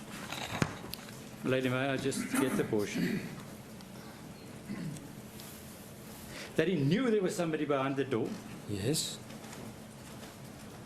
that he then intentionally fired 4 shots into that door. Yes, yes, ma'am. He does. Yes. He hasn't said so to this court. He's got lots of other versions. That version Yeah. that you're giving now is another one. My point being there, my lady, is that we have had 2 years. We've had courses. We've had inputs. We've had challenges in psychotherapy. And that is why my discussion of the criminogenic needs on the values of human life, his thoughts concerning that, his cognitive emotional states about that, has that shifted? Now, what I'm seeing now is what I'm reporting now. Then it would be a departure from that time, yes, I suppose. Yeah, but you see, But then we must perhaps accept that he has grown or has moved. or from that. we can accept that he's just given another version. No, he hasn't given another version, my lady. He accepts the version that the Court of Appeals put forward. He accepts that he killed her by shooting her. Did he accept the version, or did he say that what the court said? I did. I walked there. I thought I'm going to shoot if there's somebody in the bathroom. When I got there, I shot. Does he accept that? Yes, he accepts What does he accept? that he went there, firearm in hand, heard a noise, and then shot through the door. No, and killed you someone. see, Mr. Scholes, you've given evidence before. Listen carefully. Does he accept? He armed himself with the intention to shoot somebody in the bathroom if there was somebody. When there was, he did. There's a difference. I did not discuss that part of the version with him in terms of his initial intention when he picked up the firearm. That, in my view, was sorted by both the judgments. I wanted to understand if at this time this man sees what he did, if he accepts responsibility for it, if he understands that he killed her in spite of not knowing that it was her, that it was murder, and that it was wrong. But the one thing you said 3 times, he killed a loved one without intending to. Yes, ma'am. So what are you saying? He never intended to kill her. That's correct. Not that he never intended to kill a person. That's correct. So he intended to kill a person, just not her. He didn't know it was her. Yes, ma'am. Is that your view? That's my understanding of the appeal court's judgment, that they said See, Mr. he killed a person not knowing it was Riva. You That see, is what I'm saying. Mr. Scholes, if it was anybody else Yes. that hasn't given evidence in court on so many times, I would have accepted this. Listen to the question. You said he killed a loved one without intending to. Yes. Okay. Does he accept that he intended to kill another person? That's correct. He intended to kill another person. Now we go back to the version. He went there and was frightened and anxious, heard a noise and shot. It was then found that he intended to kill. My lady, these are perhaps now legal nuances that I don't understand Yeah, but properly, but this is my understanding. Let me just ask you, in your discussions with Mr. Pistorius, because I would like to have an answer. Yes. Did he admit that he intentionally fired towards somebody? He described it to me as he heard a noise and he shot at the door, fearing that his life was in danger. Yeah. That- No. Yes. That version we have. Yes. I heard a noise, I shot at the door. That we have. Yes. I'm asking you a different question. Yes. Did he, and just the answer is yes or no. Yeah. Yeah. Did he indicate to you that he intended to shoot through the door at the person? If I may intervene, I'm sorry, but we're now very technical because I can also discuss this for half an hour. It's dolus to the Charles. The way it's put as dolus directors.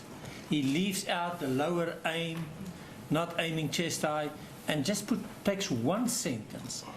And that sentence that he deals with encapsulates the dolus directors. And that's unfair to this witness.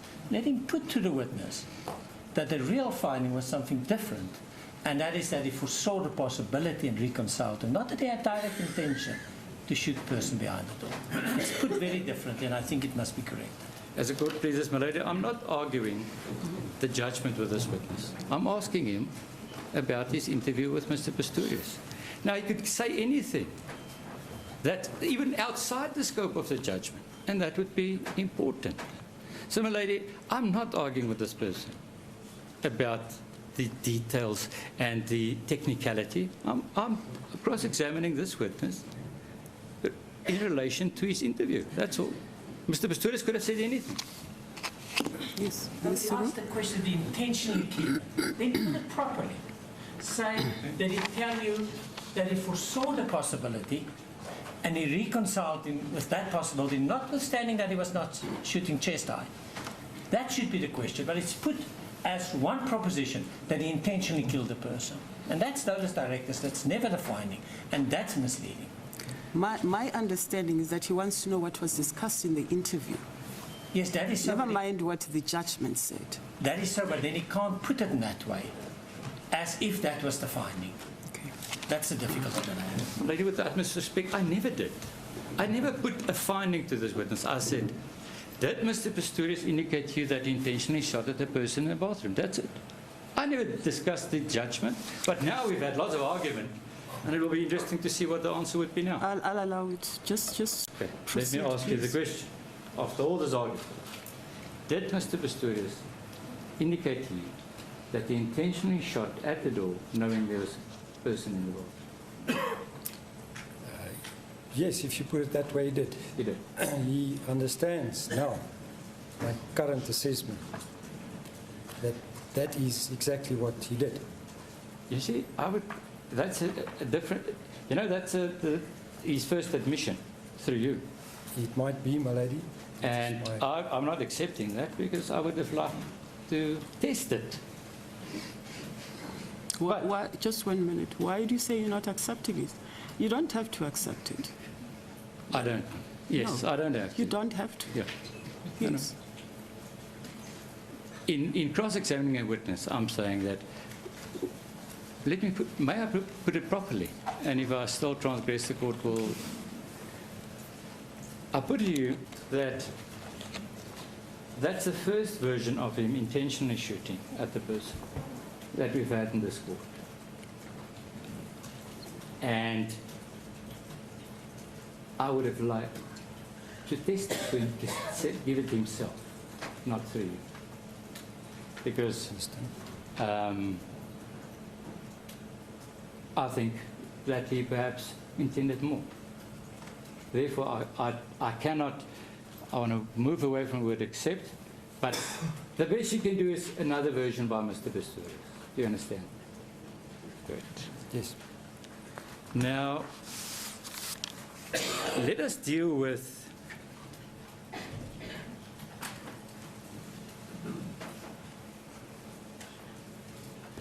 the apology during the trial.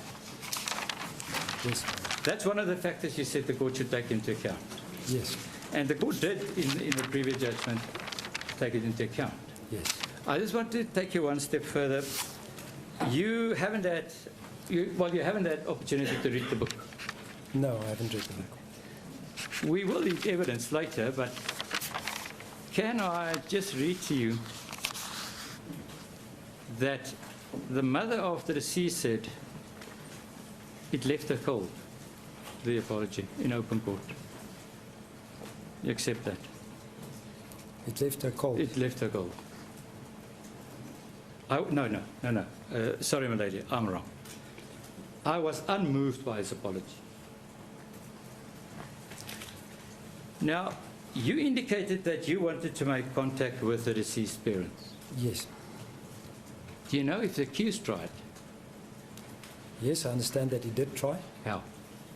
through his legal counsel. Do you know when? This was after the incident in those first few months, according to my understanding. I'll have to double check. Okay. But it seems that from a fairly early stage of proceedings, he was trying to reach out. We'll deal with that. Yes. Now, then he was sentenced and he went to prison. Yes. Was released from prison. Do you know if he then tried to make contact with them? No, he didn't. I asked him about that, and he said no, he didn't again. Wasn't that the opportunity if he really wanted to do it? It might have been. He felt at that point, he explained to me that he would perhaps do this at a later stage. I think at that point he might have thought he would be testifying in this hearing. I don't know. But he said But you he see, just... you yeah. say he might. What Yeah. you're saying is you're speculating. You're giving Yeah, your own version. that's what he said. No, he said he might do it at a later stage, but Yeah, not at that. But not the reason why. The reason why that he might testify, that's coming from you. Yes, that's what I'm thinking. I wanted. Yeah. Yes. So, but please let us just deal with being a professional and things you heard. And now, As a professional psychologist, I make assumptions when people tell me things. It's part of our work. We try and understand why is it that they might possibly say this. That's all I mean by that. now, do you know that, in fact, there was a letter written to the legal team of the Steenkamp family. Do you know that? By whom? By Mr. By Pistorius' Yes. legal people. Yes. When was that? I'll have to check. I can help you. In April. Only in April. Just before, in preparation for sentence, they wanted to meet. You know that? Yes. But your explanation for not having done so earlier is he said he will do it later. Yes. You see, you volunteered the evidence about the money that was paid over. Yes. What do you know about the money that was paid over? The 6,500 Yeah. rand per month. Yeah. Only that he had been paying that since directly after the incident for about 17 months, that then stopped, and that he doesn't want it back. Do you know that? Initially there was an agreement that would be part of a payment of a civil claim, if that would happen? No, I understood there was another discussion about the possibility of a civil claim, and that a different amount, a once-off amount, was involved, I know. and that then went wrong. Okay. No, Not the 6,500. Now let me help you. The 6,500 was viewed as part payment of the amount of a civil claim. You didn't know that. I did not know that. That was not his understanding. Then the 300 and something. Just 1 minute, 1 minute. I'm not following this. It was viewed by whom? Yeah. By all parties concerned, madam. Okay. I'm putting it that strongly. By all parties concerned. All right. And you know that there was an agreement that it would be kept confidential, No, I don't. you know, No. and that it then came out in the trial from the accused side against the confidentiality Yeah, I don't know that. agreement. Okay.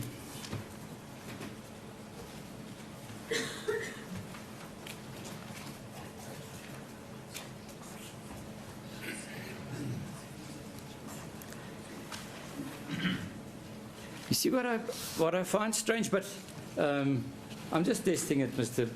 Professor. I know that your report deals with the accused and what's good for the accused. Yes.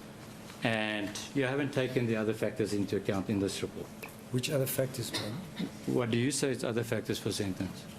Well, the crime itself, Yeah. and then the community. Yeah. But you haven't Impact discussed on the community. In terms of the impact on that I feel is Yeah. for the court to do. Yeah, I no, don't I'm want not to asking you go questions there. about it. I'm saying, for once I'm agreeing with you. I'm saying this, you deal with only the accused Yes, and not the other factors for sentence. yes. Now, in dealing with that, I just find it peculiar that you place a lot of emphasis about the negative media Yes, Maddie. as a factor that impacts on the accused. Yes. So much so that in line 758,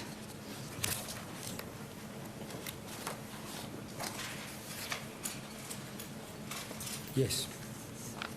you even indicate that his children may in future search the internet and read negative reports of the trial. Yes, Maddie. But you never dealt with him explaining that to his children. Don't you think the fact that his father murdered somebody is more detrimental than negative reports? And why do you stick with negative reports? We were discussing his future, and I wanted to get a sense from him how he saw that future, positives and negatives. This came out as one of the big negatives, Melody, that because of who he is and because of all the media attention that this trial has caused, or it is possible, and one only needs to look on the internet. The graphic images are unfortunately there. So it's possible, he said, if I should ever have children, I'm quite worried. What if they just Google and they see these graphic images of what their father did? So he mentioned that as a concern for his future. Now let's deal with the views you had or recommendations, things that the court should take into account as far as his time in prison is concerned. Now that starts with 764.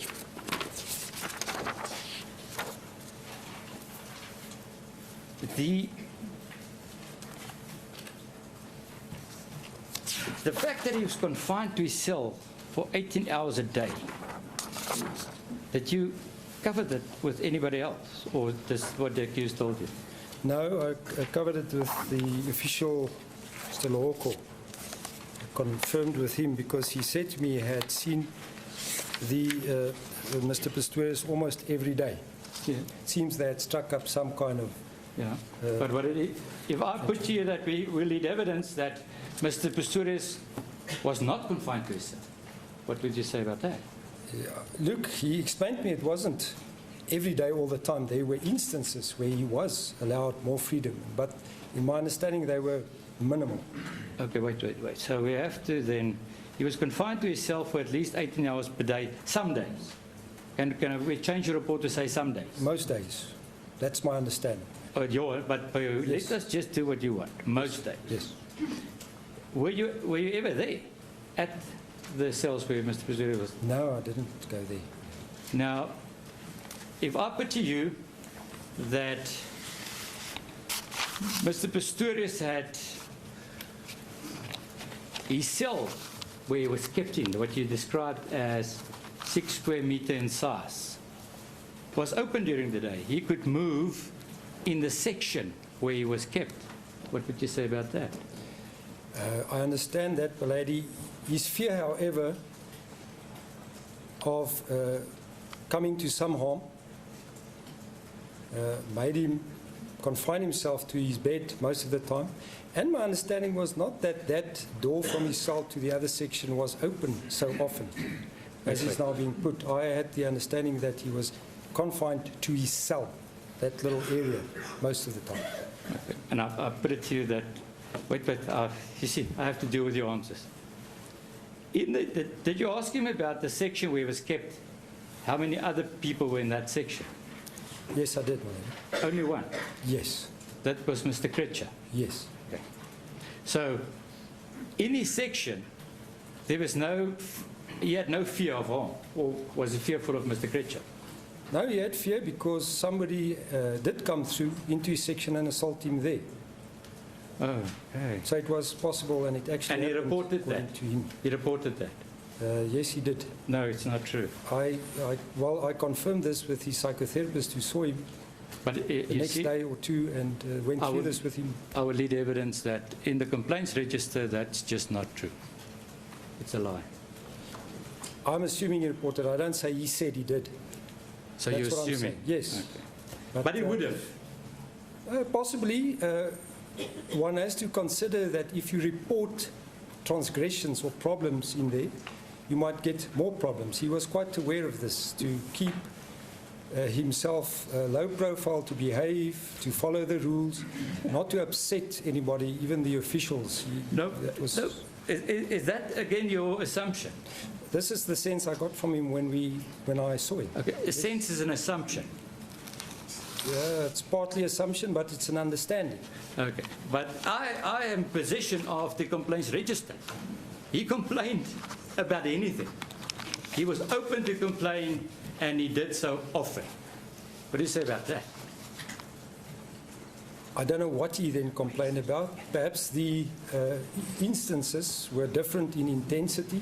It's a different thing to say I've been assaulted by somebody who shouldn't have come into my section versus I don't have soap or whatever. That's I don't know what the other complaints are about. But let us just then deal with, if the gate to the section, if that gate Yes, was locked, yes, he could move around in his section Yes. without fear. yes, if it was locked. And because the only other person was Mr. Kretschmer with him. Yes, And he had access to Mr. Kretschmer. He could talk to him. yes. So he wasn't in solitary confinement, as you want to explain. I go towards solitary confinement because my understanding was that he was confined to that 6 meter square cell for most of the time. That is what I'm. Okay. He was isolated. Well, if that's not true, then solitary confinement should not even be a factor that we take into account. Suppose it now depends on the definition and the area, how big it is, Okay. how much contact. My understanding was that he had contact with some of the officials on a Yeah. daily basis, and then with whoever was next to him, because it wasn't always only Mr. Kretschmer. And he had access to an open area where he could play ball or just be outside. You know that? That, my understanding was extremely limited. There was a specific courtyard that he could go to, but again, he felt fearful. Something might happen to him there. He did go there once or twice, as I understand, but not again. And it was the small concrete courtyard, not the bigger area.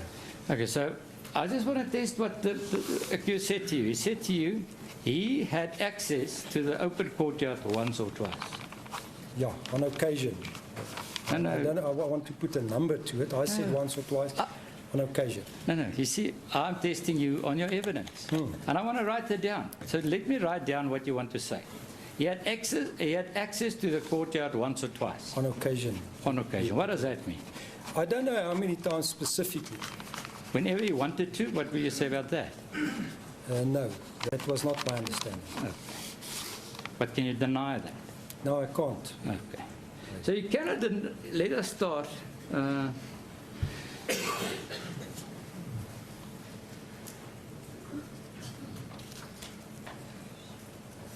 The fact that he was confined to his cell for 18 hours a day, that is also just your assessment. Or do you have anything more? Accused said that to you. Yes, He said that to you. yes. But you didn't change it to most days. Yes.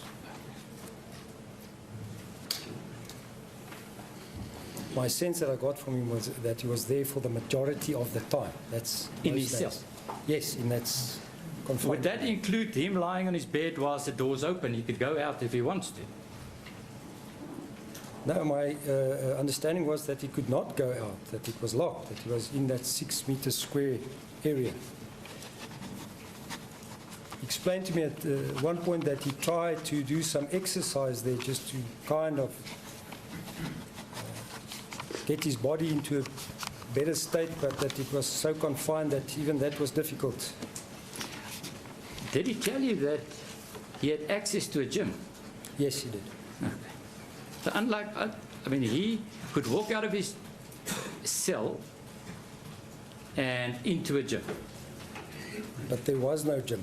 That is the problem. He had access, but there was nothing that he could use to practice or train. But then That's he brought in weights and things.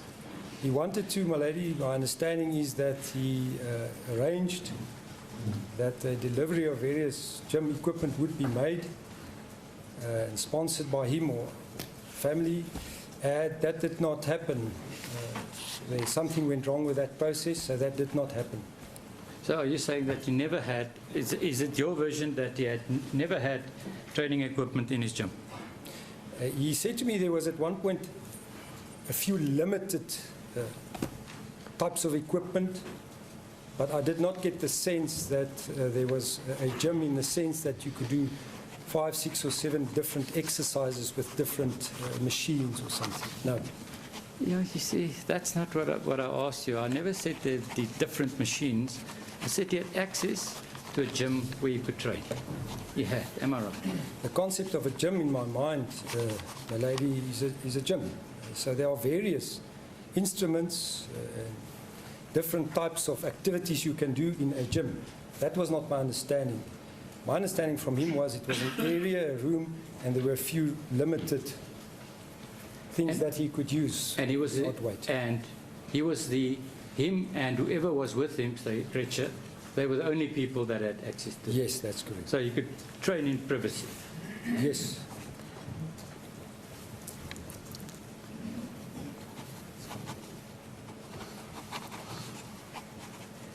Now,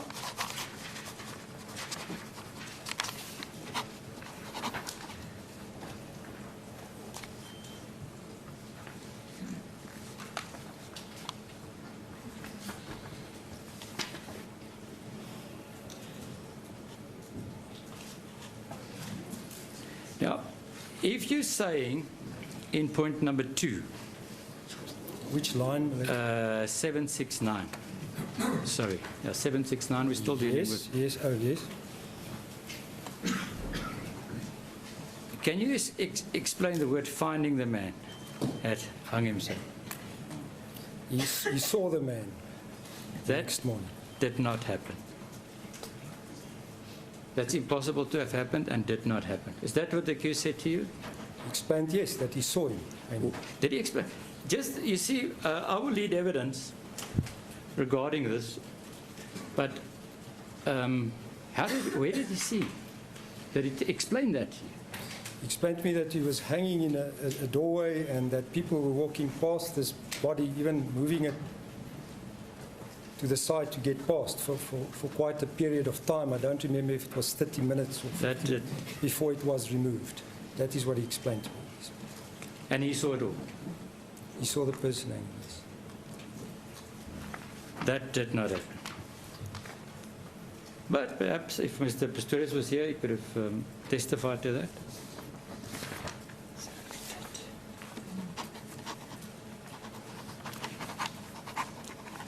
Now, the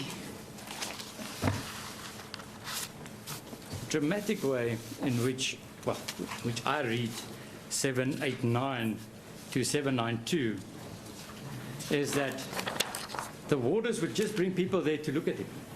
There were such instances, yes. Let us just, were such instances. Did he indicate how many, how frequently? He only mentioned to me 2 instances specifically, and the warden was accompanied perhaps by 2 or 3 other people. One instance was after hours. He still explained to me how they put on the lights. They could see him. But you know, do you have any experience of prison and conditions? Yes, I do, mate. Do you have experience that health inspectors and lots of other inspectors would visit prison and prisoners? I don't have experience of that. But you know it is so. I assume it is so. Yeah, you assume it is so. I don't expect- No, that in fact happens. There will be visits by health inspectors and other inspectors of inmates, and they'll all be viewed by these people. It's not something that happened to this person alone. You cannot deny that. That is not the context in which he explained it to me, my lady. Context was that these were people, either family or friends, that were brought, and he was showed out. That is now Oscar. And his experience of it was that he was being viewed. Well, that is his view. Yes. Do you know of, you mentioned at 739,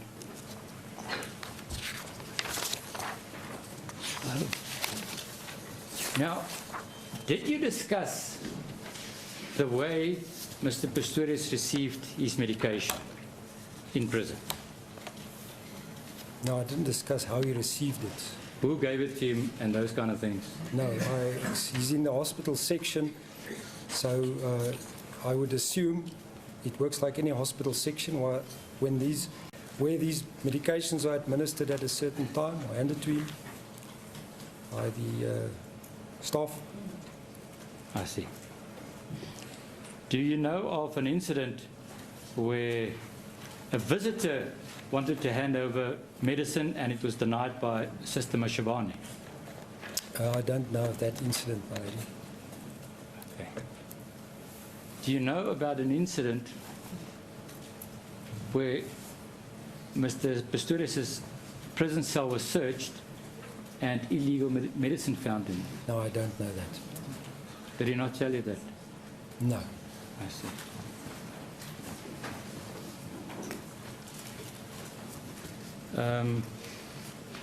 It happened, in fact,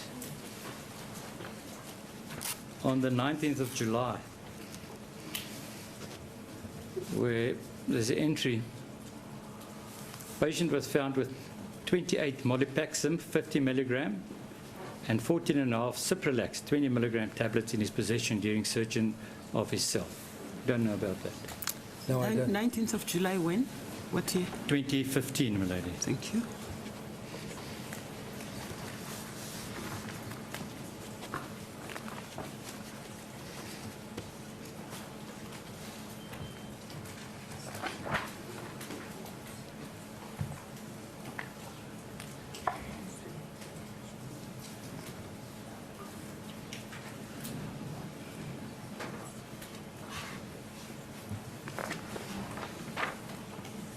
Lady, I've reached a stage where I can continue without having had assistance from psychologists and psychiatrists to look at the report. Having received it this morning, I beg leave that we stand down. I'll do so as soon as I can. I would not have any objection if we carry on with other witnesses in the meantime, but if it's the court's view that I should do that, I would rather do that. But I need my experts just to look at the report. You have to be very specific. What do you want this court to do? Lady, if I have my will, Pardon? if I could say, my lady, I would say that perhaps we stand this witness down. If the defence would like to carry on with other witnesses, that we carry on tomorrow. If not, my lady, that I'll be granted, may I just have a look at the time? Till 2:30, my lady, to consult with witnesses. You want us to stand down until 2:30? Yes, my lady. The witnesses still have to get here. You are aware that we usually adjourn at 3 o'clock in this court? Yes, my lady. I'm sure that there is a possibility You'll be that done I would in- not have more questions than half an hour would dictate. What's your time now? May I just look at this? It's 12:25, my lady.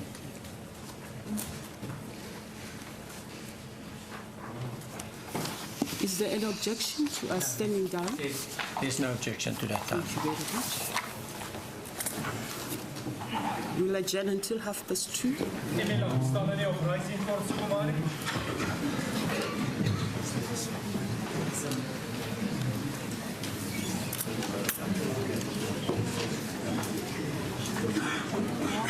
Silence, ladies and gentlemen.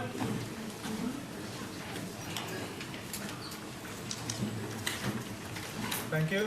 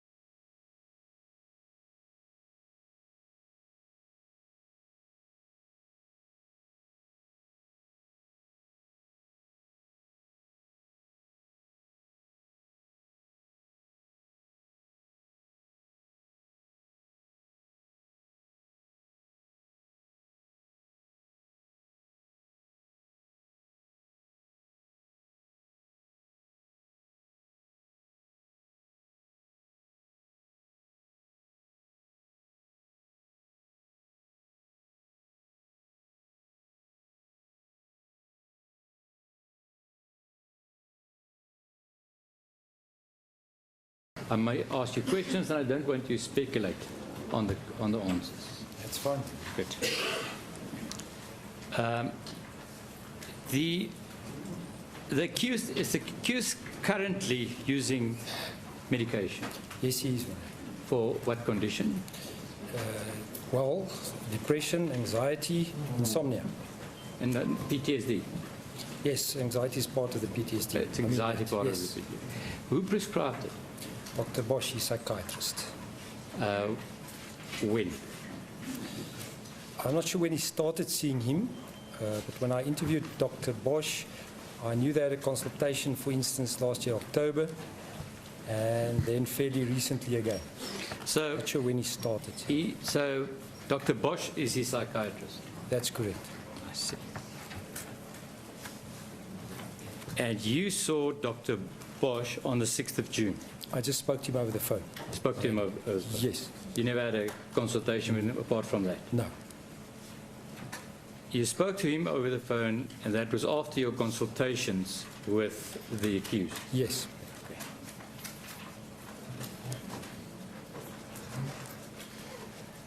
You're of the view that the accused needs to be hospitalized. I am already. Did you take steps? No, I just conveyed this to his legal counsel. In my opinion, Good. You see, Dr. Scholes, Professor, pardon me, but as a psychologist yes. that has spoken to his psychiatrist, don't you think you should have mentioned it? To the psychiatrist? Yes.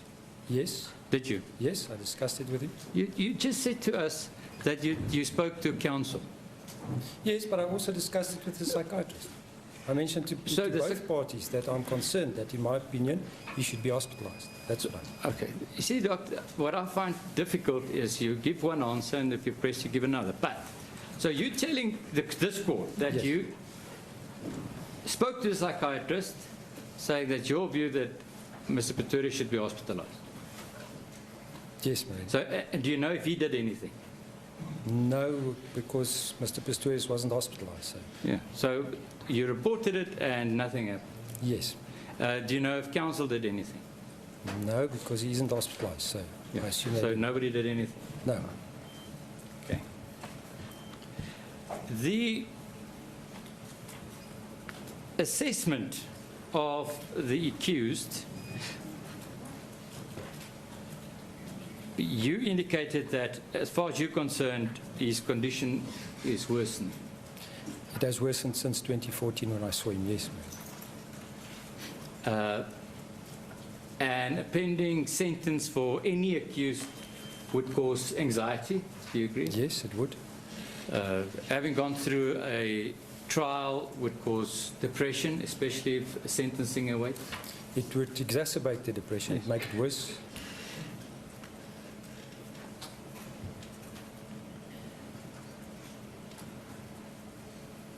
Did you receive any reports from Dr. Gert Bosch? No, I didn't.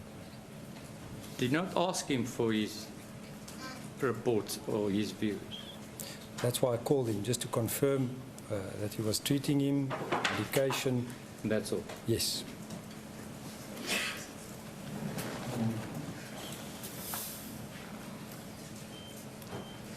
Now, you also indicate that the accused is coping and is benefiting from psychotherapy. Yes, ma'am. Why would his condition then worsen?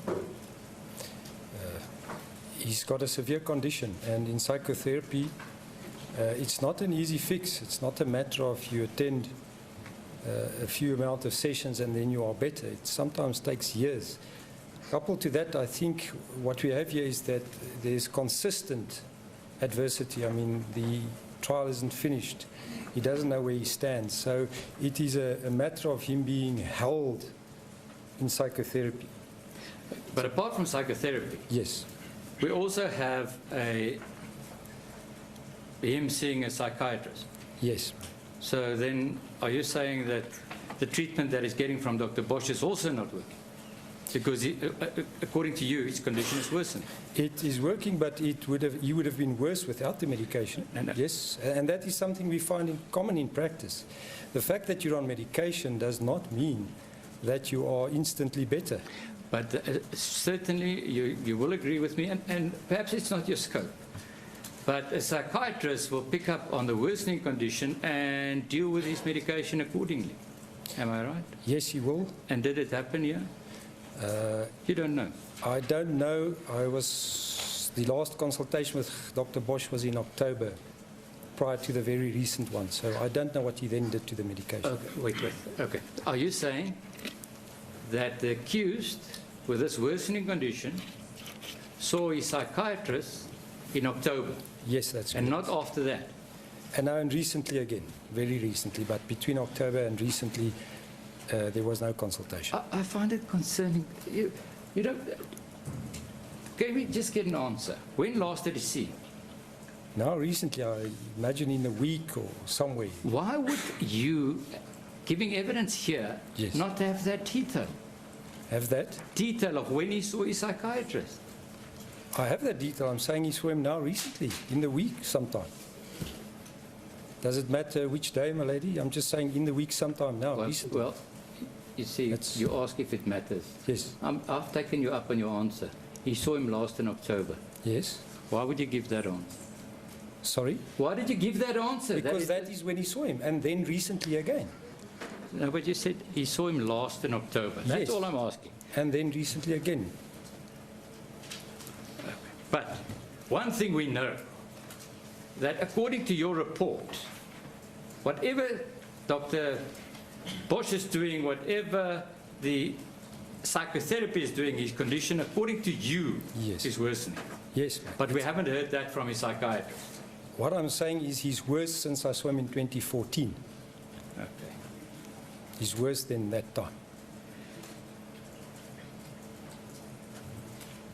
Doctor, having seen him earlier on, having seen him now, do you still think that you could be objective? Yes, I do. Okay. Objective means that you owe you're an attitude to the court, and you're the court's witness, and you will put all factors before court, Yes, ma'am. positive and negative. Yes. I see. Now, Professor, it was interesting. You made your file available to us over the break we just had. Yes. There were no tests and test results in it. Do you confirm? No. Yes. So we couldn't check that. But we found on the report, in your file, a report by Mrs. Bai, the counseling psychologist at the prison. Yes. Can I'm going to just ask you to identify this, please. Yes, it is a report by her. Now, in that report, there's certain highlighted areas. Yes. That was highlighted by? This would have been by counsel. I received it like this already. So you received it like it is highlighted from counsel. Yes. And can I have it back, please? And you have read this. I have read it, yes. Why did you not include the content of this in your report? I refer to the fact that I did read it. I differ from the report. I addressed the aspects that were addressed in that report, in my report. The criminogenic needs, for instance, that she mentioned. You see, Doctor, you're avoiding a question.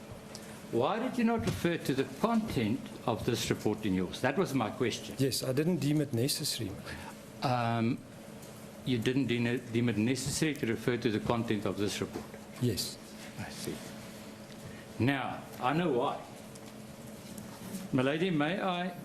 I don't have a copy, Milady. I will make the necessary copies if we break again. I'm reading from page 2. You can't read when I don't have the report before me. Milady, then I do apologize. I've just had no... Oh, there's another. May I then beg leave just to hand up a copy to the court?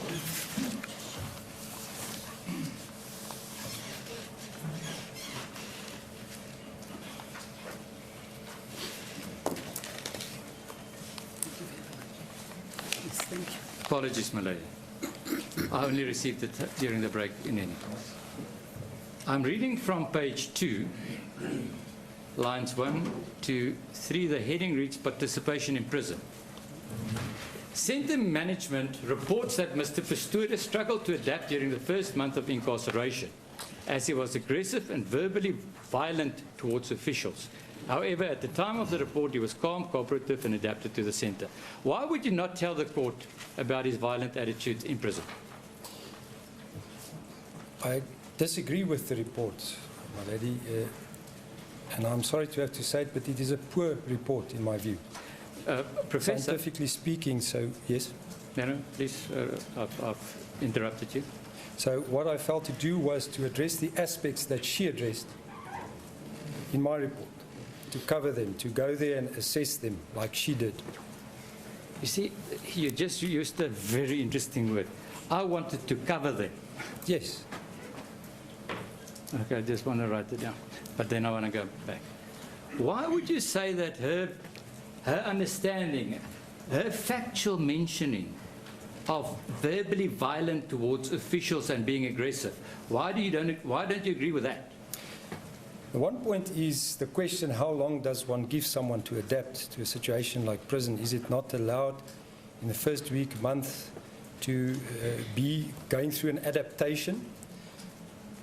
Whilst he's depressed with PTSD, so do we not expect some verbal anger, some upsetness?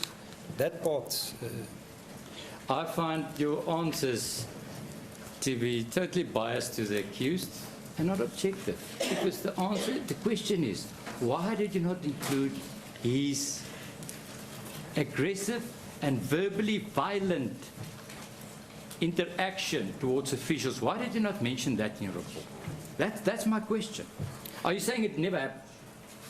It is possible that it happened. I accept that if she says it, that it happened. Why did you not tell this court about that? Because I deem it to be very unscientific. Sorry, Professor, now you've got me.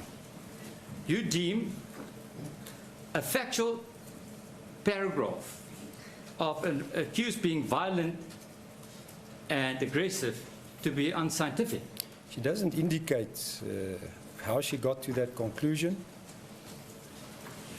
She doesn't indicate, there are no references to anything, how she got to her conclusions in the report at all. Should you not have taken steps to do that? Talk to her. No, I've got her report.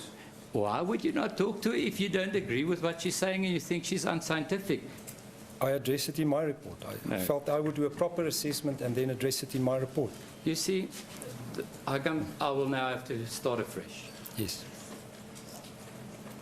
You are being an expert, a witness of the courtroom. Why would you select only positive things that suits your view and not other things in other people's reports? Why would you do that? I did not do that because I mentioned her report in my report. Otherwise, I would not have mentioned it at all if I wanted to avoid it completely. I thought you would say that. Yes. I thought so. Why did you not annex this? If I never looked at your report, I wouldn't have known this. No, it's in the front of my report. No. The question is the following, Professor. Why was this not an annexure to your report? I don't make annexures of all reports. Is this I one? mentioned them in the initial paragraph. I perused various documents, that being one of them, and that is how I got to my conclusions in the report. I wanted to cover them.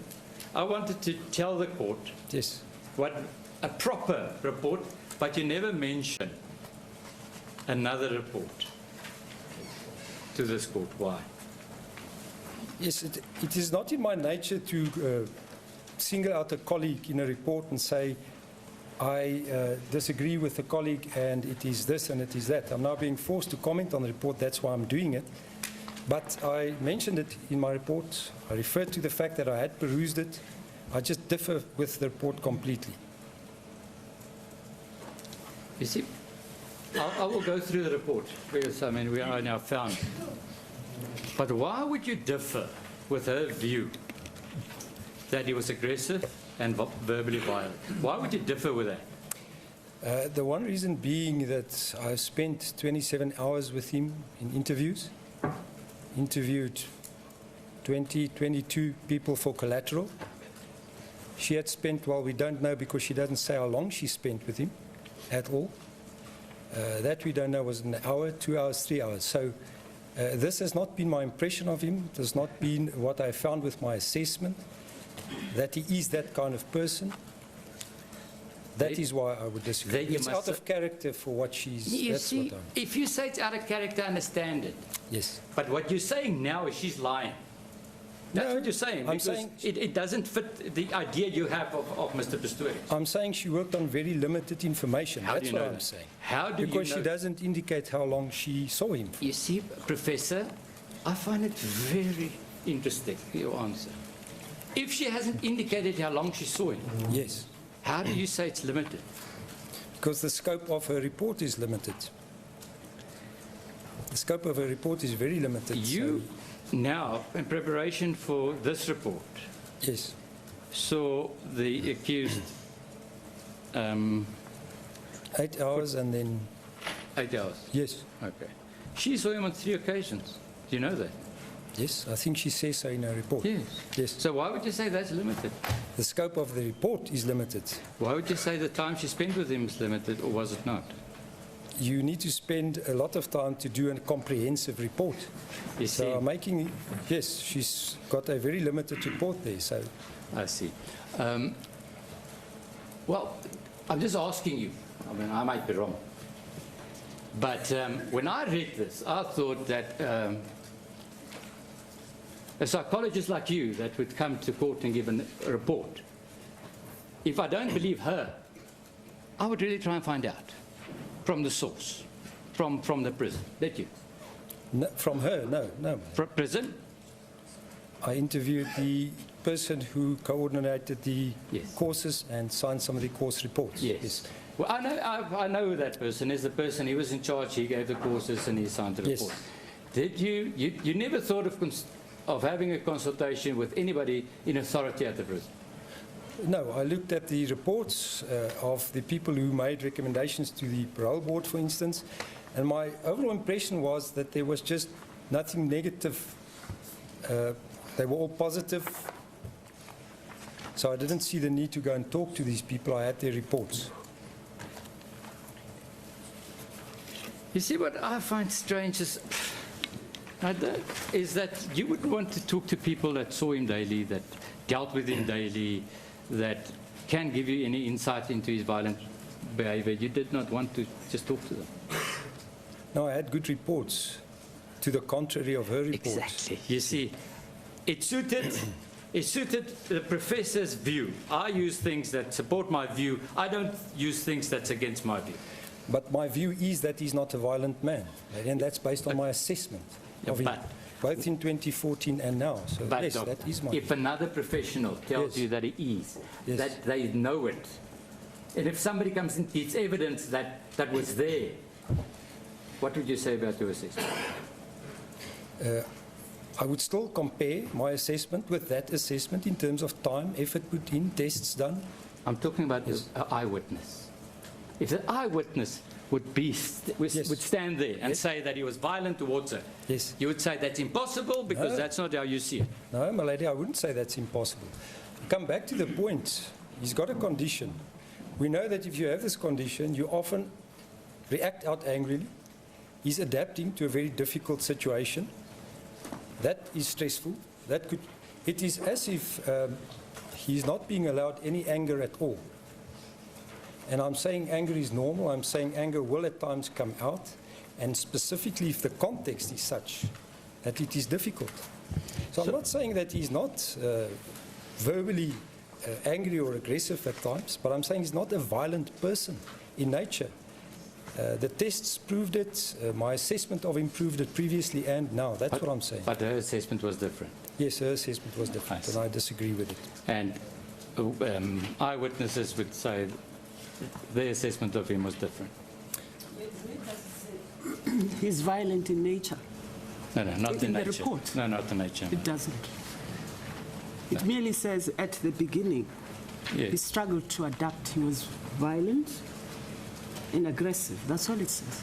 Well, it goes a bit further. Yes, it says he was aggressive and violent towards the officials. Yes, it does. Yes. Yes. Shall I continue, my lady? No, I'm just wondering what this is all about. Nothing was said about him being violent in nature. My lady, there was, I just couldn't hear you. I apologize because of the noise at the back. I'm saying the report, Yes, unless ma'am. I'm missing something, it doesn't say anything about him being violent in nature. It Yes. says at the beginning, he struggled to adapt because he was aggressive and verbally violent towards officials. Yes, ma'am. So what I'm saying is there's no need for this debate. Yes, my lady. May I just then finalize the debate Please. and say, Professor, I would have expected you to include that negative portion in your report and to deal with it. Why did you not do that? Because I say again, my lady, I contrasted it with my impression and my assessment of this man over a long period of time. Contrasted it with how I went about assessing and how she went about assessing, which is you can gauge from her report. And then I decided, but surely I have put in more time, effort, scientific measures, and I'm happy with my view that he's not a violent man, and I don't need to address the aggression part. I addressed the criminogenic needs part, which he also addresses in my report, and that is why. I've got your answer, because that's not the only place where she mentions it. At page 6, where she deals with the criminogenic needs and violence propensity. Lady, that's at page 6 of that report. Yes. Under the heading Risk Factors, paragraph 1, the last, I'll read the whole it to you. Violence propensity. Mr. Pistorius fired 4 shots through a closed door knowing that he could kill a person on the other side, and this in itself reflects on violence propensity. His fascination with guns demonstrates an underlying need to be violent when threatened. His initial behavior, and whatever her views was, his initial behavior inside prison of verbal aggression towards others is a further indication of explosiveness and potential to be violent. You don't agree with that? Not at all, my lady. But let's carry on, because what's also interesting, she dealt with Mr. Pistorius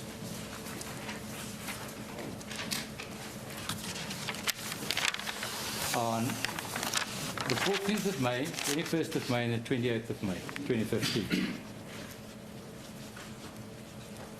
Then Mr. Pistorius' view was, What page are you on? page 6, my lady. 6. Yes. Under paragraph 2,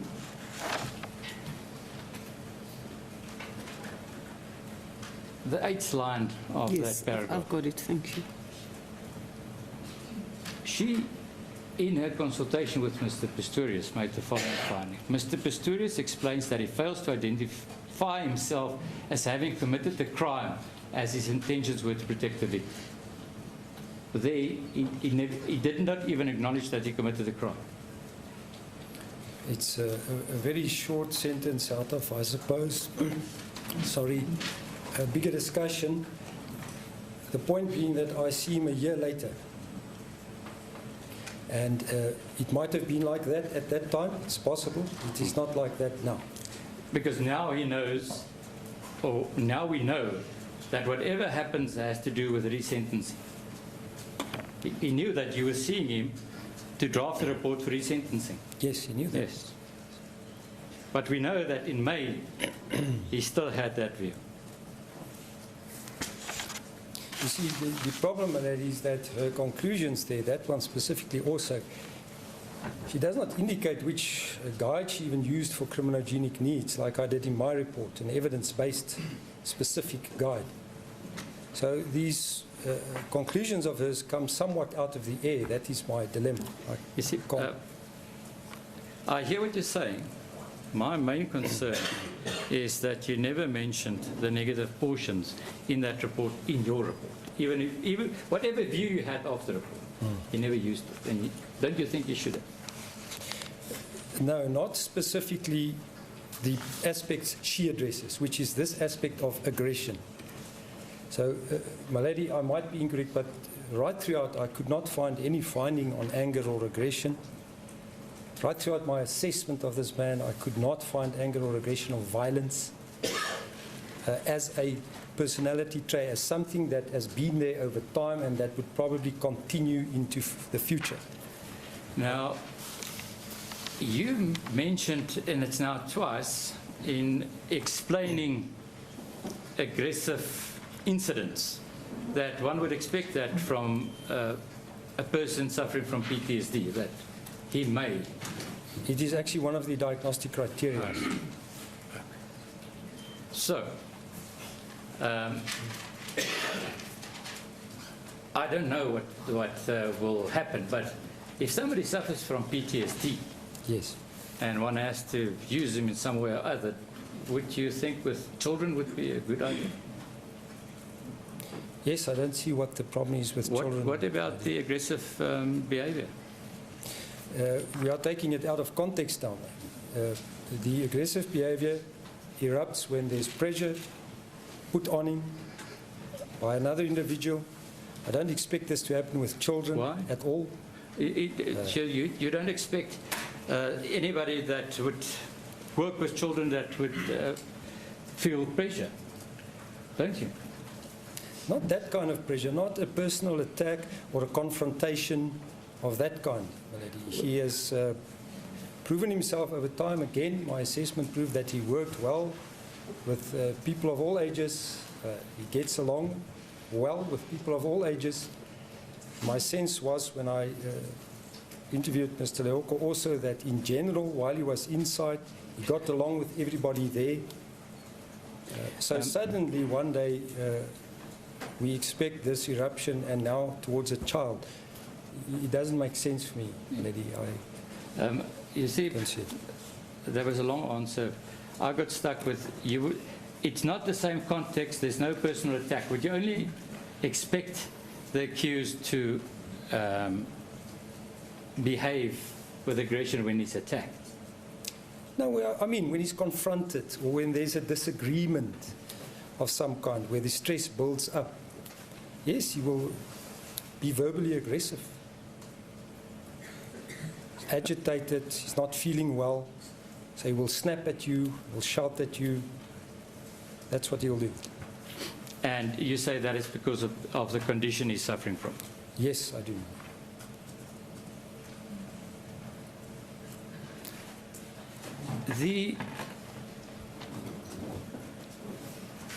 The treatment of PTSD will necessitate a assessment and adaptation of the medicine or whatever is prescribed. Is that how you understand it? I don't want to comment on the medicine, my lady. It's not really my field. Can't comment on the medication part. So you don't know if, well, during his time in prison, you did not check if the dosage of his medicine and the kind of medicine changed over time? No, I didn't check that. No. It's not my area. Now, if he did not, then the PTSD and depression was under control. No, my lady, that is unfortunately not.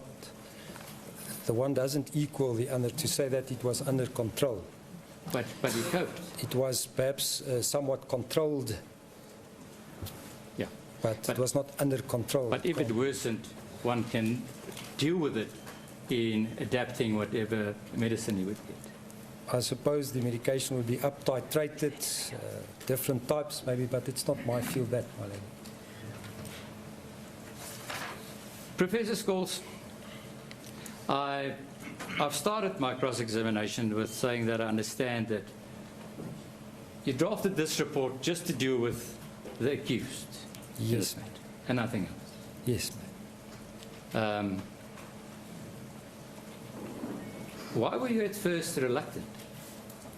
Because of the possibility of an ethical dilemma with the Health Professions Council. The ethical dilemma would have been? That you have assessed somebody and you assess them then again, and because you assessed them the first time, your objectivity is affected the second time.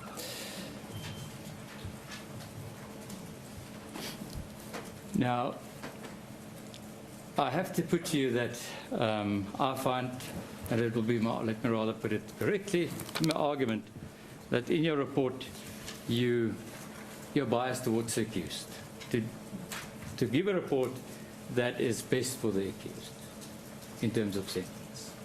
Is that what you tried to do? What I tried to do is present the court with this person in the fullest extent. And to link what I saw in 2014 with now, to convey my understanding of him as a person over time, patterns that exist, so that the court can then see the person who's being sentenced. That is what I tried to do. No, I have nothing further. Thank you very much. Yes, Mr. Lee? May I give an indication as to what times the court will sit? I have limited question. How much time do you need? I think we may go about 10 minutes over. About 10 minutes. Yeah, if you I would think allow me. we'll- Thank you, We'll Madam. stay for the 10 minutes. Thank you, Madam. Professor, just going back to this report by Ms. Bayi, if I may ask you to go to page 8. I don't have it in front of me, and Mr. Nelsto has. I'll just hand it to you. Page 8 of the report, under conclusions. Yes, it's exhibit SH. SA. My lady, this would be, if I may ask you, because we've referred to it, can we mark it as SA1, Ms. Bayi's report, because there was reference to it? Yes, it will be exhibit SA1. I'm indebted to this court. If you go to the conclusion, if we talk now about this violent person, let's see what the review was. Could you read that about a conclusion? Mr. Pistorius' risk of reoffending violently is low from an actuarial static perspective, largely in view of a clean crime and violence record, and violence risk rating scales will confirm this. So this far you agree that this risk of reoffending violently is low. Yes, that is also what I found. Then she goes in the second sentence to a dynamic perspective. Can you read that? However, from a dynamic perspective, there is risk indicated, as was demonstrated in the reflection on criminogenic needs, violence propensity, criminal thinking, self-control, and possibly alcohol and drugs. Now, is this what you dealt with in your report, dealing with the criminogenic That's correct. factors? Yes, I did a thorough evidence-based assessment of his criminogenic needs. And what was your conclusion there?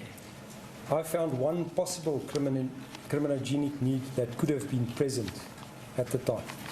And that's what you dealt with in detail in your report that you read out to the court. Yes, ma'am. So instead of referring specifically to her and to the disagreement, you took that conclusion that you disagreed with and you analyzed it and you explained why you disagree. Lady, that is just such a leading question that the answer to that must just be yes. Yes, Mr. Ru? Yes, my lady, I thought I'd take a shortcut. Let me take the long way. When you dealt with your criminogenic views, what did you refer to? In the context of what? I linked the criminogenic need that might have been present to the crime that he committed, because that is what you need to do, and try to understand how that might have affected him in affecting this crime, because that is what criminogenic needs. At the time of doing so, were you aware of Ms. Bayi's report? Yes, I was. Did you take that into account at all? Yes, I did. My thought processes were to do a proper assessment of criminogenic needs, but in an evidence-based way, a more scientific way. And in commenting there, I would have commented on what she said anyway. I would have addressed what she said in her report.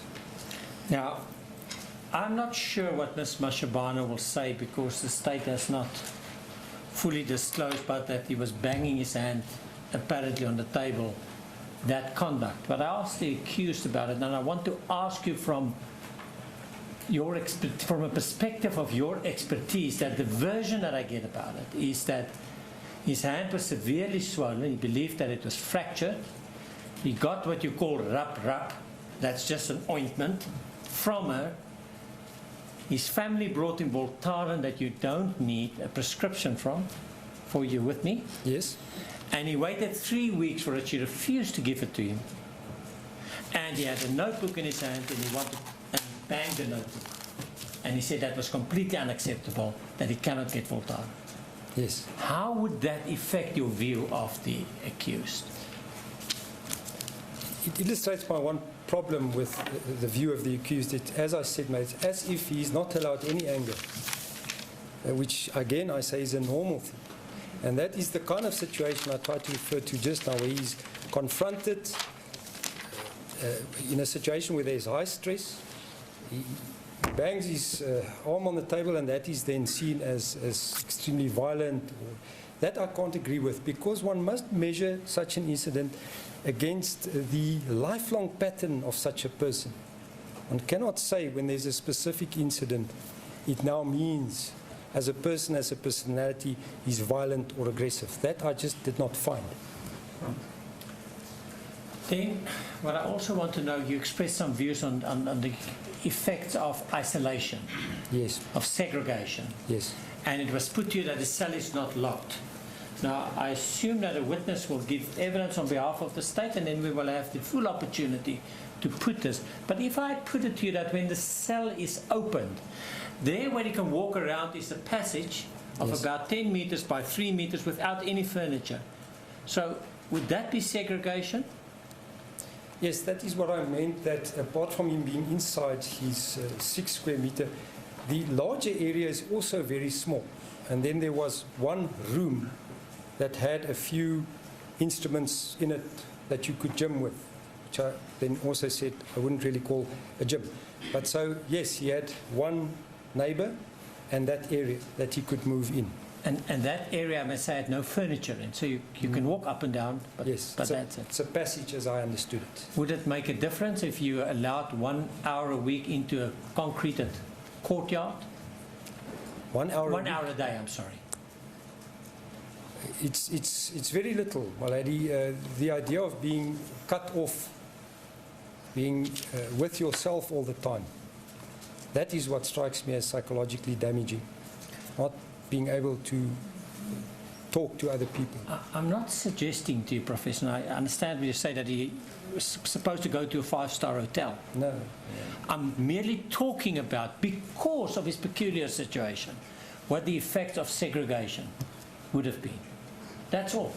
I'm not saying that they were wrong to put him there, Yes. because he couldn't mix with the others. Yes. But it does not mean my understanding that you don't have the negative effects of that. That's why Is I my said. understanding correct?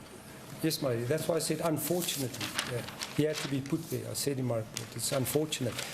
But it does not then mean there are no negative psychological effects, which is what I tried to point out.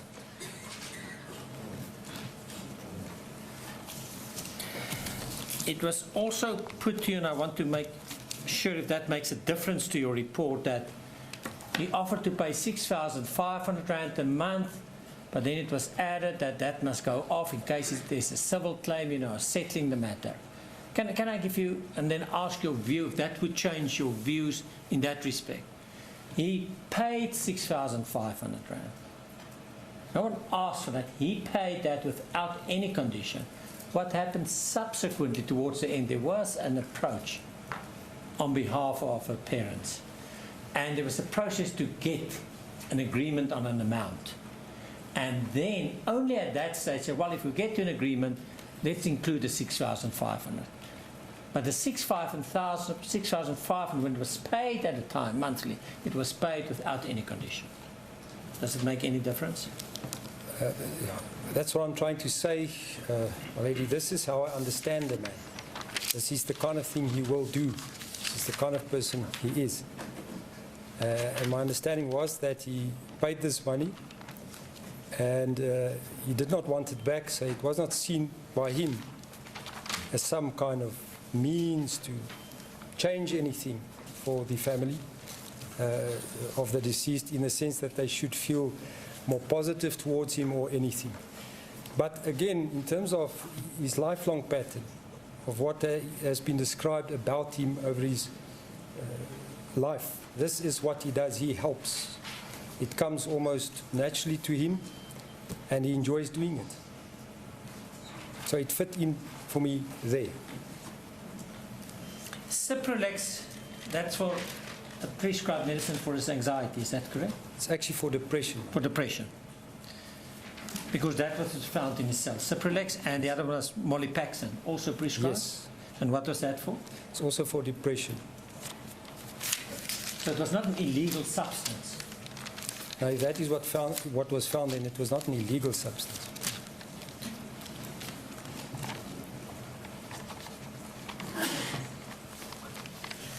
Thank you, my lady. No further re-examination. Thank you. Professor, thank you very much for your assistance. You may be excused.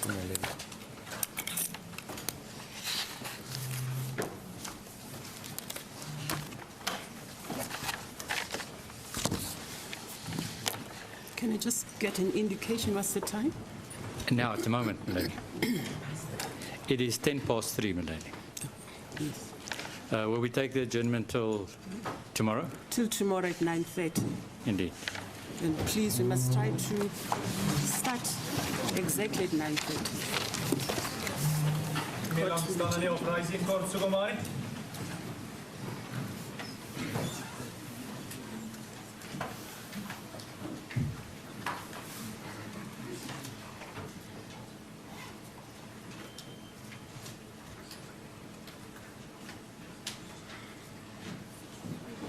Thank you, ladies and gentlemen.